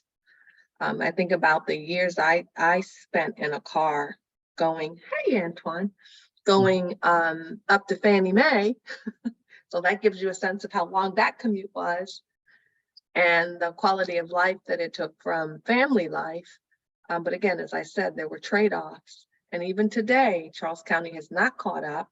You have most of Charles County's workers still going into the city and spending a lot of time in the car. So if things were equitable, I think families would have an option and would be able to do what works best for them.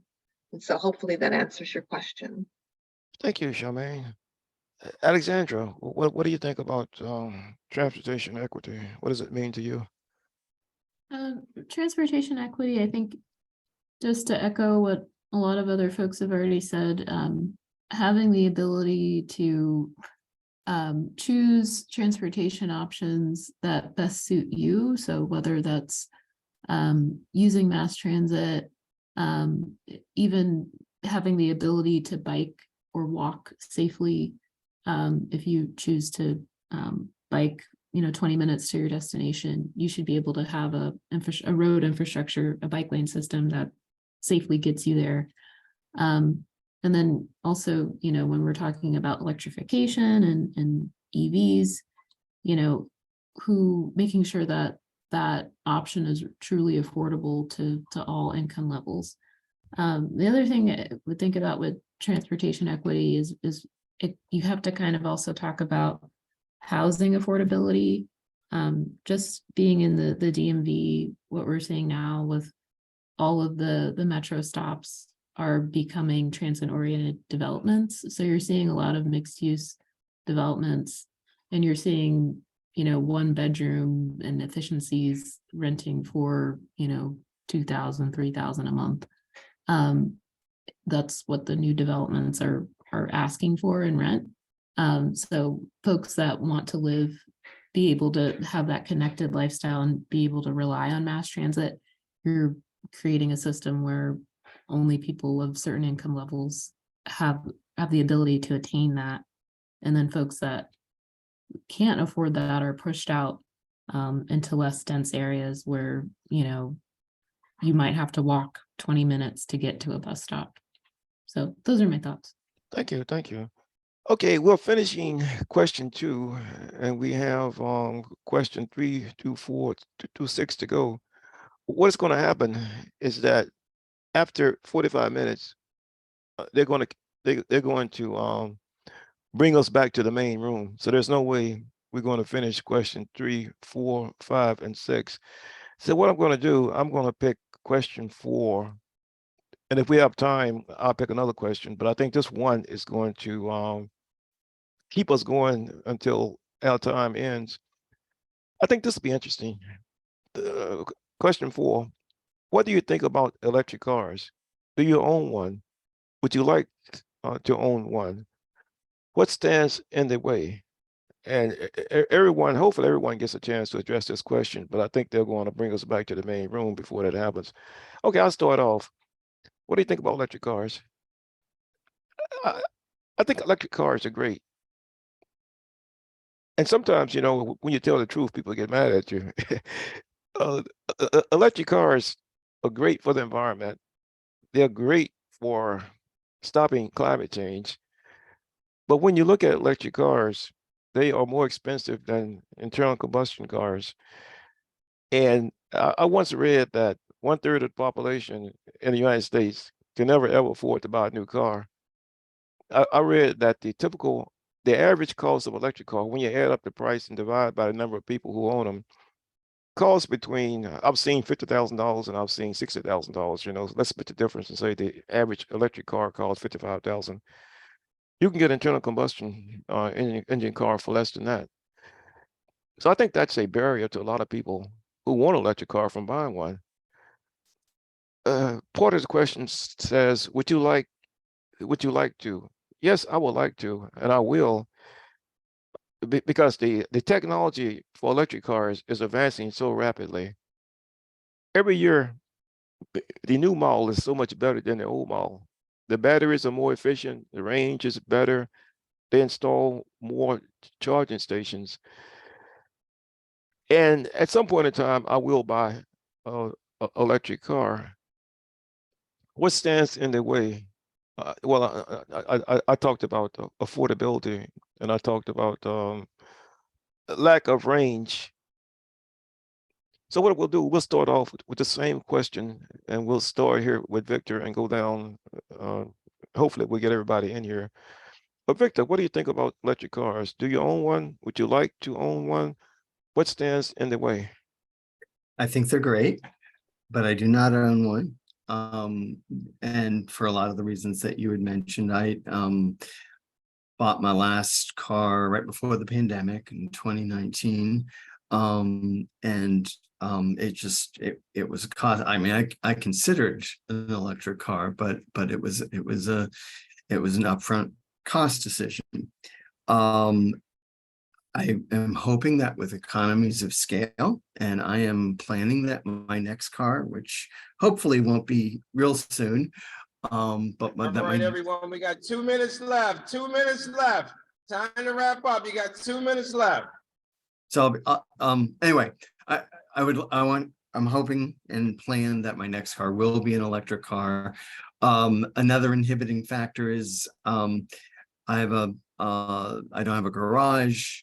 There's not sort of a convenient hookup near where I would park my car, but that's something that I think can be overcome and can be addressed. So, bottom line is, yes, I would like to, but realistically, we need greater economies of scale and access to charging. Oh, yes, and that will happen. It's just a matter of when. Okay, we'll try to get as many people as possible in this 2 minutes we have left. Helena, you always make interesting comments. What do you have to say? Thank you. Well, I'd like to comment about the technology. I love the idea of an electric car. I'd like to have one. We didn't buy one when we bought a new car, or had to buy a new car 2 years ago because we couldn't afford an electric car, and they didn't have what we wanted in the Honda. But what I'm concerned about is, it was really raised for me yesterday when I heard a report on NPR about the rare elements such as cobalt and various metals that need to be for the batteries, and how the mining of that in the Congo, which has the largest resource of cobalt in the world and one of the few places, how that's resulting in horrible, absolutely horrendous exploitation and literally poisoning of the populations who are trying to mine the cobalt so that we can have our electric cars here in the United States. So I'm very concerned about that on a global perspective. Oh, yes, what you say is absolutely true. And when you read history, you find out that to produce sugar. Okay, time's up, time's up. Time is up. Thank you, thank you. You all did a great job. Put your hands together. Did y'all like that? All right, this is great, right? You feel good? All right, I heard a lot of good stuff going on. Woo, boy, a lot of good stuff. That was amazing, amazing. So we're going to get started, and I'm going to call on the tables, and I'm going to ask table number 1 to come up. Who's the facilitator for table number 1? Who's going to lead the discussion for? Yeah, table 1, come up real quick. You gotta move quick. We got 9 tables, so we gotta move fast.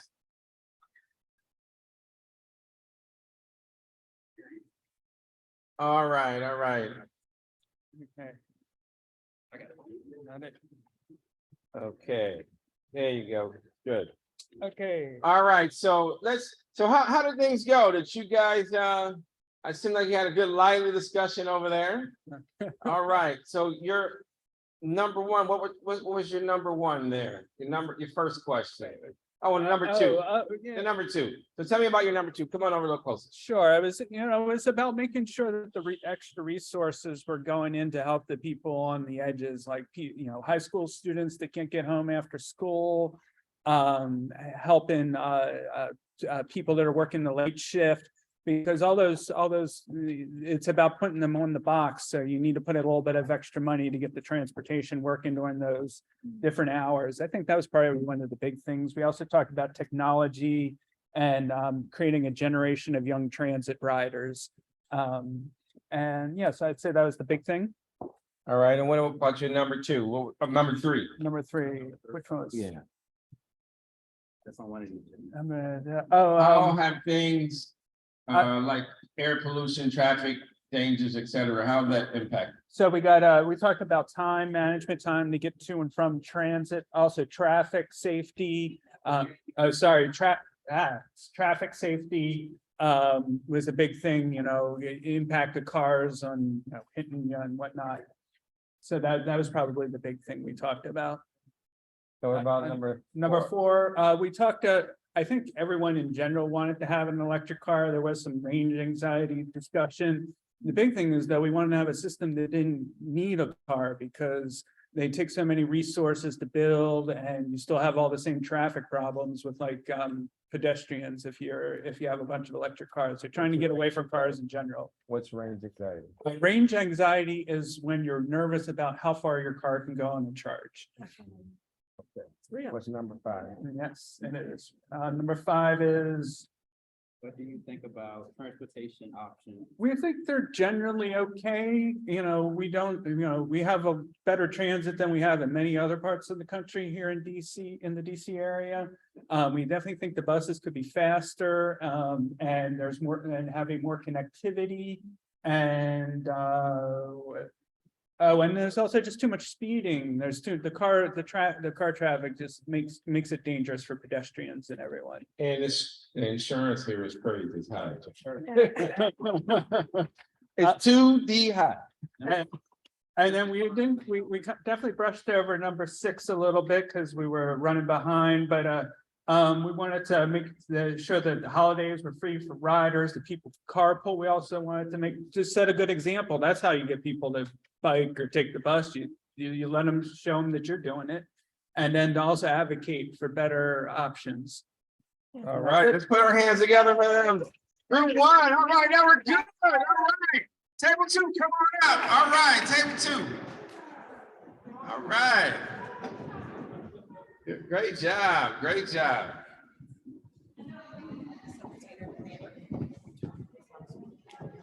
So we kind of messed the questions up a bit, so we're gonna need Antoine to help us, so. No problem, give me 1 second. Yep, because we're a bit out of order. That's all right, that's all right. We did it this way. That's all right, it's the same thing. Yep. All right, so your first question, what did you think about some of the speakers and how did that impact you all? So the speakers were amazing. I like relatable experiences, so that was a great way to put things in, and I was excited to hear the news from Delegate Jazz. Great, great. And as you think about, so how about you all getting around, well, let's go to the next one. Your number 3, right for a minute, share your safety and health and safety concerns. You're talking about that? Mhm. All right. So some of our health and safety concerns actually dealt with physical violence and crime. Some of the areas where there are buses, they're poorly lit.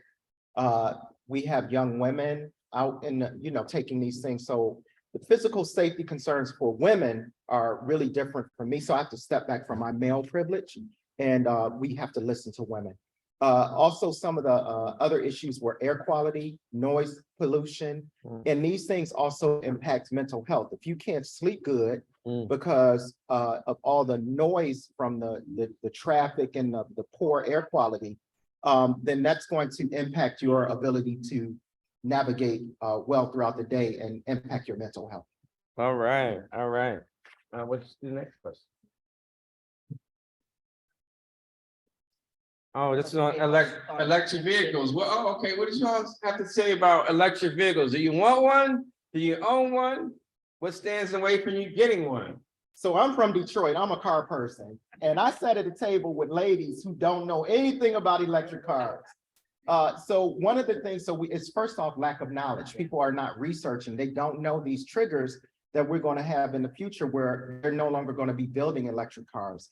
Some of my concerns have to do with the battery disposal. Also the weight of these vehicles, they're very heavy. Our infrastructure, we're not considering that we have parking facilities that are going to be impacted by the weight restrictions of these heavy vehicles. Also the economic impact or our reliance on other countries to produce the precious metals and the economic violence that are put on the people who are mining these things in these other countries. I feel really bad about where our cobalt and some of these other materials come from in Africa, and the exploitation of young people and people in other places to produce very high-end products for us to enjoy, that they're not reaping and taking advantage of these economic opportunities. All right, was that your last? We got one more. Two more. Couple more. Thank you, good points. Question number 4. So is it working well? I think that it's working well, again, from public transportation. Right. Yes, certain ways it's working well. The issues that we do have is the punctuality and the reliability, access. Also, there is a bit of a stereotype, and I'll be first to admit this, about it's almost a snobbish thing about catching the bus as opposed to catching the metro. Whether or not it's safe to catch the bus, I feel safer on the metro than I do on the bus. And that's something that we all have to work to kind of get over. And those things, it's just going to take information and knowledge to undo those types of perceptions. All right, the last question. Removing barriers. So we talked about basically education. I think it would be good for some of our elected officials to use public transportation and bike and put those things up on social media. I do it, I don't think about it, but maybe I should talk about me using public transportation more. The pricing, the cost, we talked about maybe some income driven incentives, like a cap on them. For like the elderly, I think there are in several instances, but maybe some type of tax credit or something to deal with the cost of taking the trains. We talked about in one of the other groups, the first group talked about a transit holiday where maybe we can do it from Thursday through Sunday annually, just to get people to put their cars up and just take the bus. Awesome. Let's put our hands together for this group. That was great. That's right, transit holiday, I like that. All right, that's good. You know, in some communities, even in our region, on certain parts of town, they have free transportation. And people are pushing for different holidays. I know that DC is pushing for when you come into the district in the next year or so, you'll be able to ride public transportation for free. All right, table 3, come on up. All right, they're ready. They got the game face. They got, they're ready. They look serious. You're ready to change the world. All right, you're the speaker. Yes, so I think we kind of sort of started with question number 2. Okay. As you think about what the speaker said in light of your own experiences, what does transportation equality mean to you? And well, what transportation equality meant to us was reducing traffic congestion. There's certain areas in Maryland, like Southern Maryland, where rapid transit would help carpooling, shuttle service, in the bus. One of the main issues with transportation, especially in Maryland, if you grew up in DC, DC has like 24-hour service. In Maryland, for the most part, service ended at a certain period of time, or there were a bunch of areas that didn't have services at all. So we need to rethink that. Probably one of the problems with that would be have to deal with the fact that a lot of people don't take the bus because the bus wasn't there to take. So you educate people, you get the bus to them, and I think people will take more advantage of it. Question number 3. You had something about equal opportunity for transportation. What do you mean by that? Equal opportunity for transportation. Well, again, like I said, more options, improvement in bus times, have people get the buses to where the people are, give them the reasonable time. People will use it if the service is available for them to use. All right, let's go to the next question. Great, you all were into it. Health and safety. All right, tell us about health and safety. Well, this particular issue, at least for me, was something new. I didn't know that there was a problem with safety as far as emissions and stuff like that. The fact that, and it's rather obvious, the fact that we have bridges and roads going through a lot of our communities and a lot of the cars and stuff go through our community. So it's obviously creating issues with air. For me personally, I thought the barriers that were built on some of the around some of the communities kind of help with that, but I was just told that, all those were just sound barriers. They weren't really protecting the people from the emissions and things like that. That's right, that's true. So we're talking about subway. What do you mean the subways aren't clean? Need to be cleaned up? Yeah. I mean, the subways in DC have gotten kind of old. A lot of the subways have graffiti and all of that. But on it. you think that impacts people's desire to want to Yeah, ride? I mean, it doesn't, if it doesn't look safe, people don't necessarily want to drive it. And then you have issues where somebody just got shot and killed at a subway station and stuff like that. And for me personally, I think some stations might over publicize things like that. I don't know if that's a really big problem. I think it's a problem. I'm not saying it's not a problem, but because of maybe the news media might blow it out a little more. And if the problem might be certain subway stations as opposed to all of it. All right, let's get to your last couple of questions. One is on electric cars. Barriers, do you own one? Would you buy one? What stands in the way from you getting one? I don't think any of us had an electric car. I think most of our concerns was the fact that you can only go certain far distances with an electric car. Exactly. So hopefully this act that Biden just passed might help with creating more stations that will allow us to would it refuel? So there was the issue, and I think table 2 talked about the battery disposal. We didn't think about how you create the batteries and all the ingredients that come into play there, which is a big issue and stuff like that. And the range. And one thing we did think about was that the fact that are electric cars our real future, or is it just something that's going to take us from gas to something else, you know? So maybe in 10 years or so, we might have something even better than electric cars because conditions are constantly changing. So let's hope. Let's get to your last question. All right, you are on fire. All right. All right, you just got to wrap up pretty quick, okay? So why don't you combine the last two? Options. Oh, transportation options. I think we had a really good suggestion with in today's environment. You know, you have your Uberism. You know, you have your and however, we already had an industry in place, a cab industry.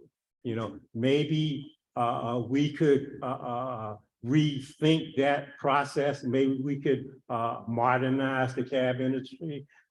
Uber is a good thing, but Joe Blow can drive an Uber. You don't really know how much effort do these companies put into investigating the people that actually drive you around. Whereas the cab industry, you know, you got to go through a certain process in order to drive a cab. So, you know, in addition, transportation, building more bike trails, educating the public. Again, if the public knows that they have options, they'll use the options. One of the reasons why maybe the county might not want to give your neighborhood a bus service is because the fact, well, say nobody's going to drive, nobody's using the bus.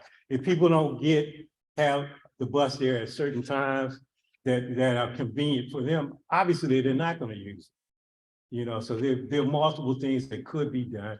Education is probably one of the big keys in that area, to educate the public, to let them know that if you use it, we'll bring you more or something like that. All right, let's put our hands together for group number 3, right? All right. All right, where's group 4? Do we have 4? All right, 5. Group 5.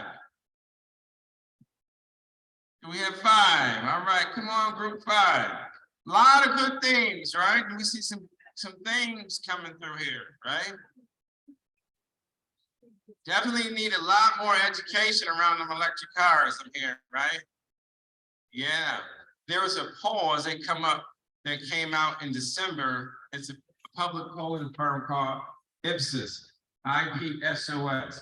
And their poll showed that African Americans and Latinos are very resistant and skeptical to electric cars. There's a lot of community education that's really needed because those communities disproportionately have higher rates of asthma. All right, so we got group number 5. Who's the spokesperson? All right, okay. Personal hat. Personal hack. Personal hack.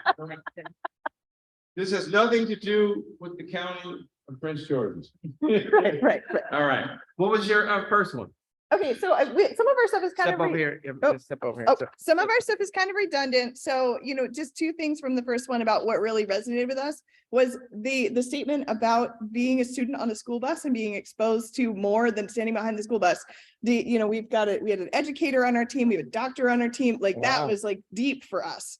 And another thing that was really deep about that was Kyle's statement that he said first about, I'm in a middle-class household. So this is all of us. This is not just about those in our community who we know need the most support. It's for all of us. All of us, no matter what our income level is, we still can't get nowhere. So it's kind of, that was really critical to us. And then Number 2. Oh, we really talked about that as, it's an equalizer. It's an opportunity not just to move people to the stuff, like that's the near term problem. The long term problem is moving the stuff to the people, right? Like, that island that Kyle described, it doesn't have, he couldn't have walked to go to a grocery store or a coffee shop or any of those things that we want to have in our communities. So it's right now, the short term solution is get us to the stuff. The long term solution is get the stuff to us. What about any health and safety things that jumped out at you all? Yeah, so I mean, it's that those kids on the bus, man. But also you're standing at the bus station, and Nick was talking about, and all these gigantic trucks are driving right past you, and there's all of these fumes. And what are the cumulative impacts on that? I mean, maybe you're well now, but over time, how is that affecting your health? As we get into our elder years, does that mean that we're going to have these respiratory issues that maybe we don't have now? And also talked about the fact that health and access are different for all ages, right? So it may not be possible when you may not feel comfortable when you're 70 years old riding a bicycle, because if you fall off, it's like all downhill from there if you break a hip, right? So like thinking about how do we make this accessible for all ages was part of that health piece. Like we want older people to be able to get out, but we also have to think, okay, well, what is accessible for them? Is there a place that's a good distance of a walk and then they can get on a bus and stuff like that? So thinking about health holistically. All And then right, the last The rest two. of them are kind of, well, I can't see the thingy though, because I'm standing here. All right, no. I need to see the chart. All right, there you I'm go. like, I don't remember everything. So these are our big ideas about like, what are the policy changes we think that could get people out there? So free Metro bus, transit-oriented development, again, bringing the stuff to the people, not just the people to the stuff. Safety, so safer infrastructure for bikers and walkers. Again, that building things near people keeps on coming up, but like 20-minute cities. Cash and tax rebates to incentivize public transit utilization. So cash for people who are lower income, tax rebates for those of us that it would make a difference on our taxes. Land use policy is transportation policy. We need better zoning. I love it. Dedicated bus lane designs and bus schedules that are designed for people to get there in a reasonable period of time. Good point. Thank you. Thank you. Thank you. Thank you. That's right. Yeah, I was this morning. Thank you. Let's pull up table number 6. Table 6. Before we came down here, and it was morning time today. It said 30 minutes in my car to get to my office, 2 hours by the train, by public transportation. 30 minutes times 2 hours.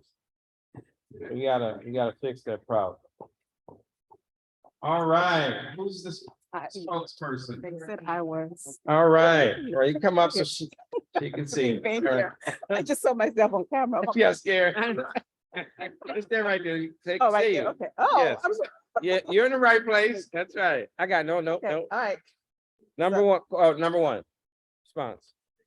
Well, number one was just the lightning question figured out. Do you want me to say that? Yeah, Okay. So 2 of us were from Bowie, Maryland. Including myself, New Carlton, Hyattsville, and there was one from DC. Did I get everyone? New Carlton, right? I'm sorry. That's fine. All right, and then what were some of the hot things that jumped out at you all?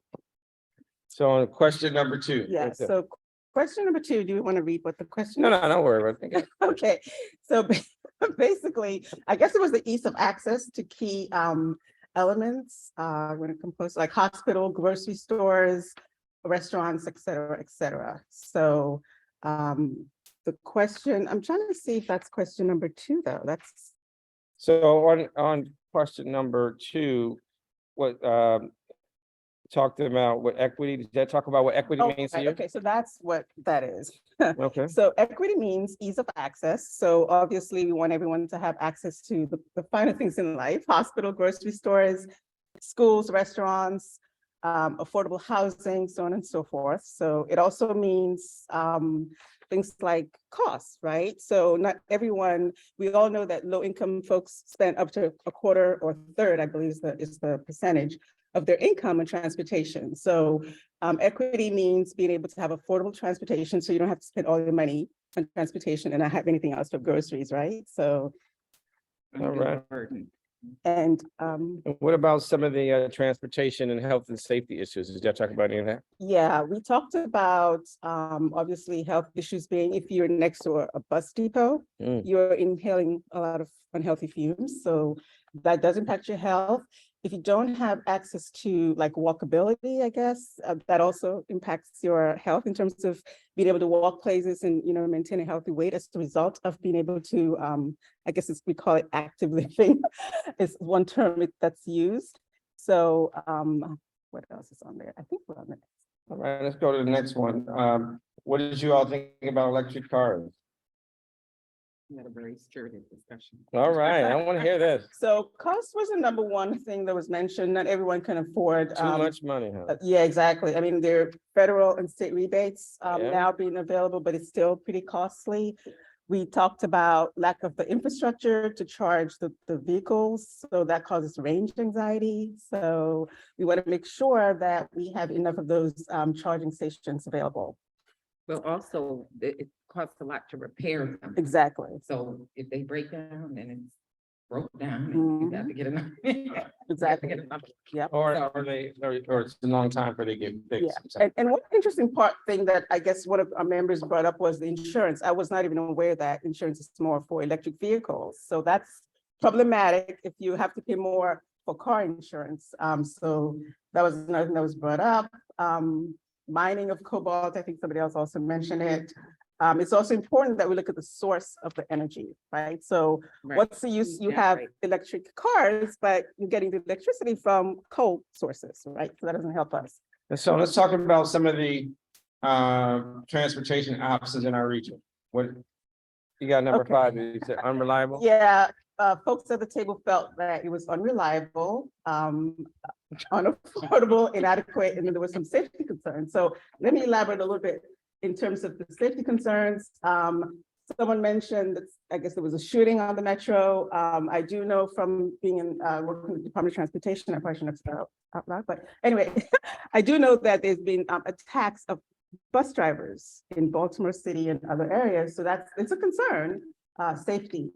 Cleanliness was another issue. Folks felt like, you know, some public transit were not being kept clean enough, and you just felt like you caught something just being in there, right? So let's see what else you say. And what would it take to get you to do less driving, more walking, biking, and scootering, and everything else?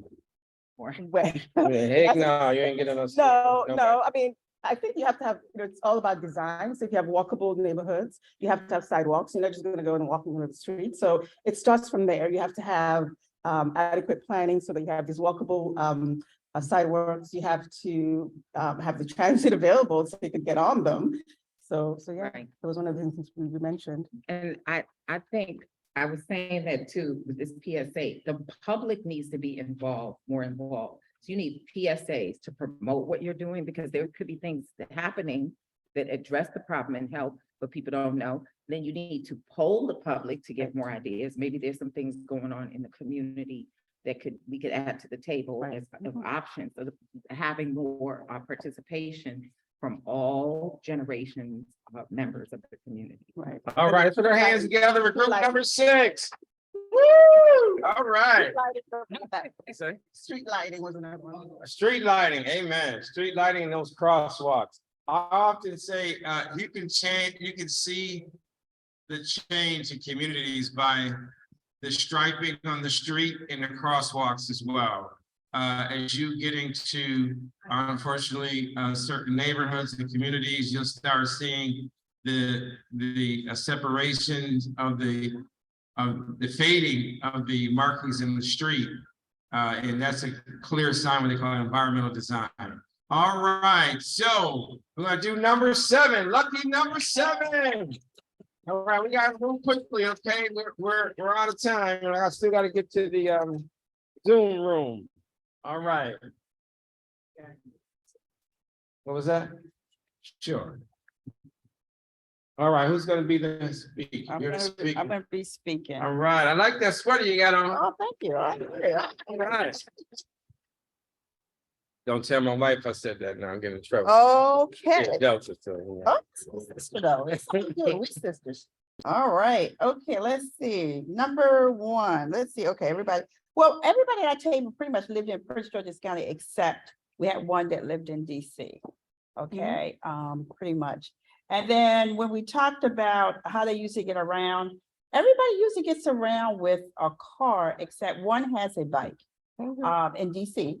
And when she needs to go somewhere, she uses her parents' or her siblings' vehicle to go. But other than that, she bikes. Wow, she's a real biker. Okay. Okay, all right. And then number 2, we talked about the transportation equity. It was, pretty much some of us really live out in like the rural area. So there's really no public transportation there. So the majority of everyone at the table has a car that they use. So the transportation equity, they were talking about pretty much the neighborhoods. We have health or perspective, children getting to appointments. We talked about having a choice with the bus car, equal access and transportation. And it's a resident's choice. When look at times, people late hours at night, your micro transit, ability to utilize optional transportation. And then again, in the rural areas, we need options. We don't have those options. Now let's talk about health and safety concerns. What are some of those? So some of the health and safety concerns, the air pollution on the highways. Of course, we have the young kids. And then some of the areas in Prince George's County, we have the speed racing late at night, okay? Up and down 301, up and down 210. 4. 4, you name it, wherever. Those loud mufflers that are polluting the areas. And we also have reckless driving, just on the normal roads, okay? That's a big concern. And we talked about bus depots in these neighborhoods where there's a lot of residential buildings. So we need some of those as well. Awesome. One of the things that I strongly encourage people to do is a lot of these vehicles can be, especially the buses, can be retrofitted for cleaner fuels, whether it's biodiesel or electric. They can repower buses. So that's one of the things that we need to advocate at the state and federal level, more money to retrofit. All right, let's go to the next one. 4. Okay, 4, that was the electric cars. No one at our table has an electric car. We have a lot of concerns about the electric car. And due to the fact that we don't have enough education on the cars, okay? Yeah. We have a concern about charging stations in your home. What is it really gonna cost us? Is it more money? Is there a cost for us to charge it out in public? What's gonna happen to those cars that are not electric? And the insurance, what is it gonna cost us to switch over? And also, if you're at a store while you're waiting for your car, we figured this out. If your car takes about 20 to 30 minutes to charge. That's for fast charging. Oh, that's a fast charger. Okay, so now we're learning something else. There's 3 levels of charging. We're actually, on my day job, we're gonna kick off an EV 101 series. I'll talk about that at the end. Okay, all right. So we talked about that because of course you leave your car there so it can get charged. But of course, you're gonna go and spend some money. You're either gonna go to the coffee shop or you're gonna do your shopping or whatever. So of course, there's, you spending money, you're saving money, but either way, we said it's money involved. All right. All right, just kind of wrap up the last 2, Jeff. All right, let's see. Last one, what do we have? What do you think about transportation options in our region? All right, bus system, commuter rail, limited access, and we cannot rely on public transportation due to always breaking down. Wow. All right, let's put our hands together for table number 7. Okay. All right, table 8, come on up, table 8. You're good? All right, table 9. Yeah, come on up, table 8. Yeah, I concur. Table 9, table 9. Table 9 and 8, come up together then. Table 9 is not, table 8 is not cooperating. Come on, table 9. Answer questions 2, 3, and 6. All right, cool. Okay. Oh, say my name. All right. Table, so, And then. all right, so table 9, so you're gonna be the speaker. So we're gonna go to, you 2, wanna, 3, and 6. okay, as you think about the speakers, what, in light of your own experience, what does transportation equity mean to you? So we're going to touch on something that no one really spoke about, and that's about equity as far as the disabled, the disability. Okay. When you talk about equity in transportation, you got to think about people in wheelchairs, people that cannot walk. So we focused on that aspect and equity from that standpoint. All right. All right, number 3. Health and safety. All right, health and safety. Okay, so for us, we did say all in all that riding bikes is good for your health, but some of our safety concerns were, of course, safe passage, going home at night. Some of us talked about that we leave work early because we don't want to be on that metro when them kids are on there. So we spoke about the safety from that. And then, of course, some COVID fears. We talked about that in PG, most people still wear their masks, but once you go into Virginia, it's all bareface. So, we just kind of talked about the COVID fears and still dealing with that. And then, oh yeah, and sometimes it's hard to walk to the bus stop and to get on the bus. So those were some of the safety and health concerns. All right, and what was your last Number one? 6. Okay, number 6 was, what would take you to do less driving, more walking, more biking, more scootering? Ooh, okay. So we want to create some volunteers that's going to teach our seniors how to use the metro, because first of all, a lot of people can't navigate that. 2, a lot of people can't even ride a bike anymore. And 3, some of them don't know how to use apps if they did want to do ride share. So just kind of create some volunteer services where we get out with the elderly to teach them how to do these things, because that'll get some people out. Of course, the other thing is safety again, safe passage, have well-lit areas, have safe sidewalks. A lot of us don't want to walk home or take the bike because it gets dark early, and especially females. So just that safety, having it well-lit, having it accessible, and then teaching our seniors how to use some of these things that they might not know how to do. Table 9. All right, thank you, thank you. All right. So did you all enjoy that? Right, a lot of great points. Two quick things. Our office has a partnership with Lyft, and also that's right, I go to the Zoom room. Oh, let me go to the Zoom room. All right, yes, thank you, Janet. All right, Okay, Mr. Lawson. Anton, James Lawson, I will do the discussion about our group. We Go had, ahead, we're ready. Can y'all hear? Hold on 1 second. okay, can you hear me? I'm trying to get you the speaker. Do we know how we turn it up? Oh. Now speak, yeah. Okay, Anton, can you hear me? Yes. Okay, we had, I think we started off with 9 people. The 1 dropped out, so we had 8 people, and we weren't able to get to every question. So we actually were able to cover question 1, 2, and 4. That's good. Many of the answers in the virtual room are the same answers in the live room. We did do number 1. Of course, we started off and each person identified themselves and where they live. And most people were from different locations in the county. Everyone has interesting and thoughtful things to say. Okay, the last part of question 1, how do you usually get around? Most people in the virtual room use their car and would like to use public transportation if it was available, but it's just not available. Going to question 2, what does transportation equity mean to you? The group thought that everyone should have equal access to transportation. We know that everyone can't afford public transportation or any kind of most transportation. So we sort of thought that the government should create a universal subsidized vehicle on call, similar to Uber, for the residents who cannot afford this type of transportation. People like me and Anton, we don't need the subsidy, but those people who need the subsidy, it's probably a good idea for the government to provide it. Okay, where am I?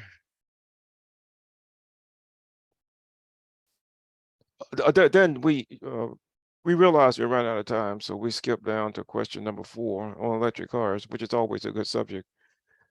The questions were: do you own one? Would you like to own one? What stands in the way? Almost everyone thought that electric cars are not affordable to most people.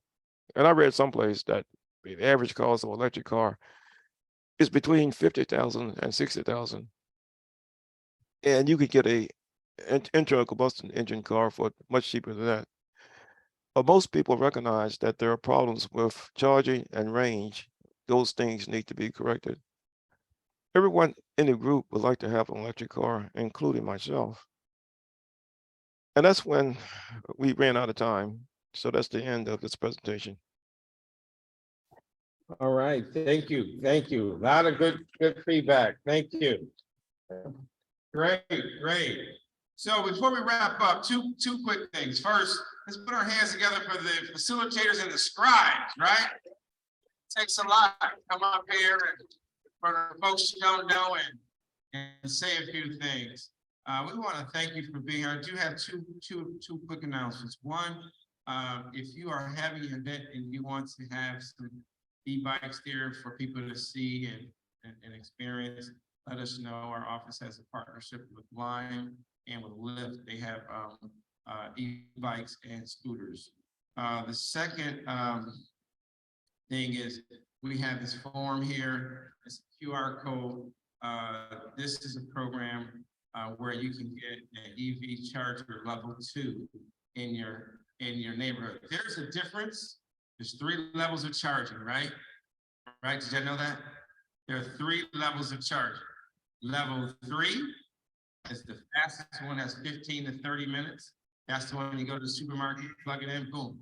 And there's a level 2. That's the one that's at your house. You can go anywhere from it's usually about a couple hours, 2 to 4 hours to charge your car. And there's a level 3, that's the real slow one, real slow, right? It takes like 8 hours or more to charge up your car. You can actually get charging where you can plug that charger right into the socket in your garage, right? Did you know that? Yeah, so our office will, starting later this month, raise your hand, Khadijah, in the back. Khadijah, Davin, they're gonna be leading an effort to have EV 101 at libraries all over the region, right? Yes, so you can learn, right? We'll have some webinars as well. We'll have some in-person events at libraries as well. We're gonna kick that off later this month. There's a lot of educating. Everyone here, Dr. Crooms, Commissioner Director Cruz, and we talked about that yesterday, right? The importance of how much you heard it right from the people. A lot of education is needed. So without further, I want to turn it back over to our fearless leader, Janet. Last year, she said we were applying for a grant. The state had some money. Thank you, Lindsay, for being here from Maryland Sierra Club. And when I sent her an email, I said, we should do some stuff on equity.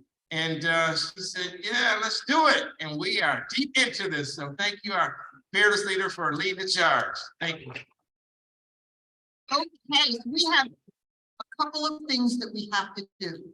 One is we have some door prizes, right? Each table needs to choose a person by some random way. One person from your table, maybe you put their names into a hat and pick them out. Everybody choose one person from each table. Okay, while you're doing that, I want to call your attention to the fact that we have a table set up over there with lots of literature that includes things like information about electric vehicles and a calculator that tells you how much money you get back from the feds if you buy things like an electric charger or an electric vehicle or heat pump, other stuff like that. So I encourage you to go on your way out today, take a look at that table and pick out stuff that you would like to read. One of the things that's on there is about lobby night. Sierra Club each year has a night where we go talk to our legislators. Antoine mentioned this already. We have 5 priority bills. There's a flyer there that outlines the 5 priority bills that we'll be talking to about our legislators. That will happen on February 13th. In preparation for that, on February 6th, there is a kickoff event where an online kickoff event where we will learn all about those 5 priority things and get some tips about how to lobby our legislators. So if you would like to be involved in this really, really fun and educational and effective advocacy event, you need to go to the Sierra Club calendar and find lobby night. You need to do this by tomorrow. Registration closes, I think, at noon tomorrow. Do it as soon as you get home, and register for lobby night. Register for those 2 events on Monday the 6th, which is the kickoff event, and Monday the 13th, which is when we actually lobby legislators. Those meetings are virtual, so you don't actually have to drive to an application in the comfort of your home, but it's a really great way of connecting with your legislators, especially if they're new to their job. They need to know who you are. They need to know what's important. Yeah, c.org/MD lobby night. All right. Okay. Door prizes. All right. So by now, did you choose a person from your Oh, right. And that's right. And if there is some food left over, if you have any use for that food, like you want it for dinner tonight, take some with you, including a piece of cake. All right, so I am going to choose from this little cup the table that gets this prize. All right. Here, this table is table 6. All right. 6. Whoever that person who got that prize is, come on up. You get to choose your prize. Okay, you have a combination. We have a calendar, small or calendar big, or this cool thing that you put on when you're riding your bike so you won't get hit by the bus. All right. Want that one? There you go. All right. Okay.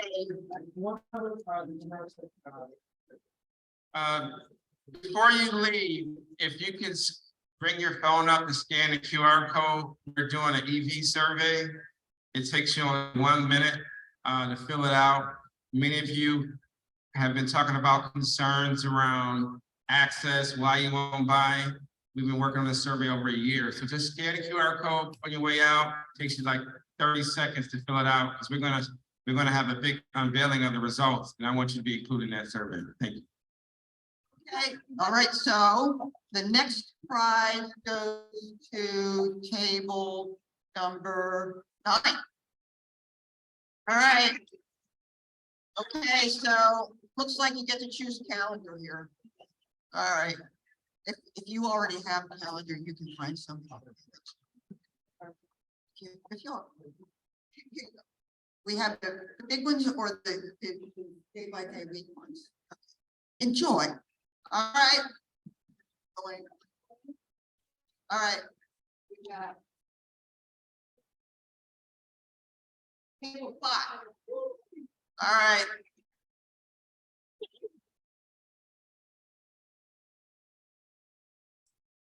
Okay.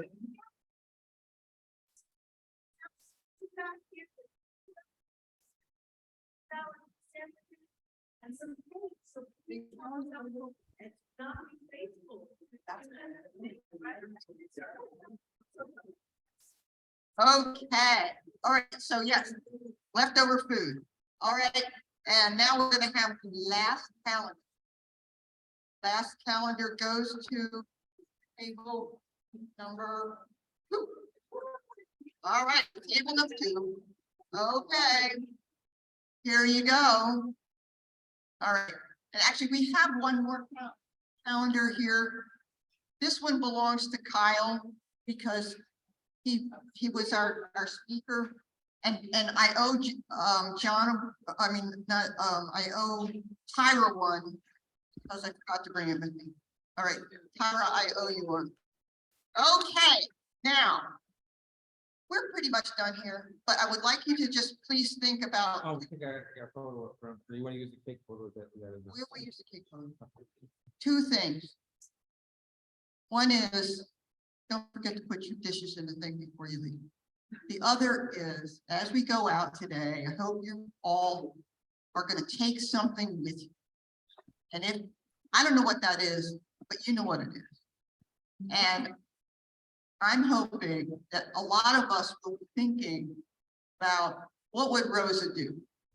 Rosa Parks looked out at her transportation system and she saw that it was wrong. And she did something about it, right? She did what she could do to make it better. So all of us have something that we can do to make it better. So go on out there and do it. Amen. Thank you all. Thanks for coming. Get some food. You don't want to throw it out, so take some with you. Thank you, everyone on Zoom.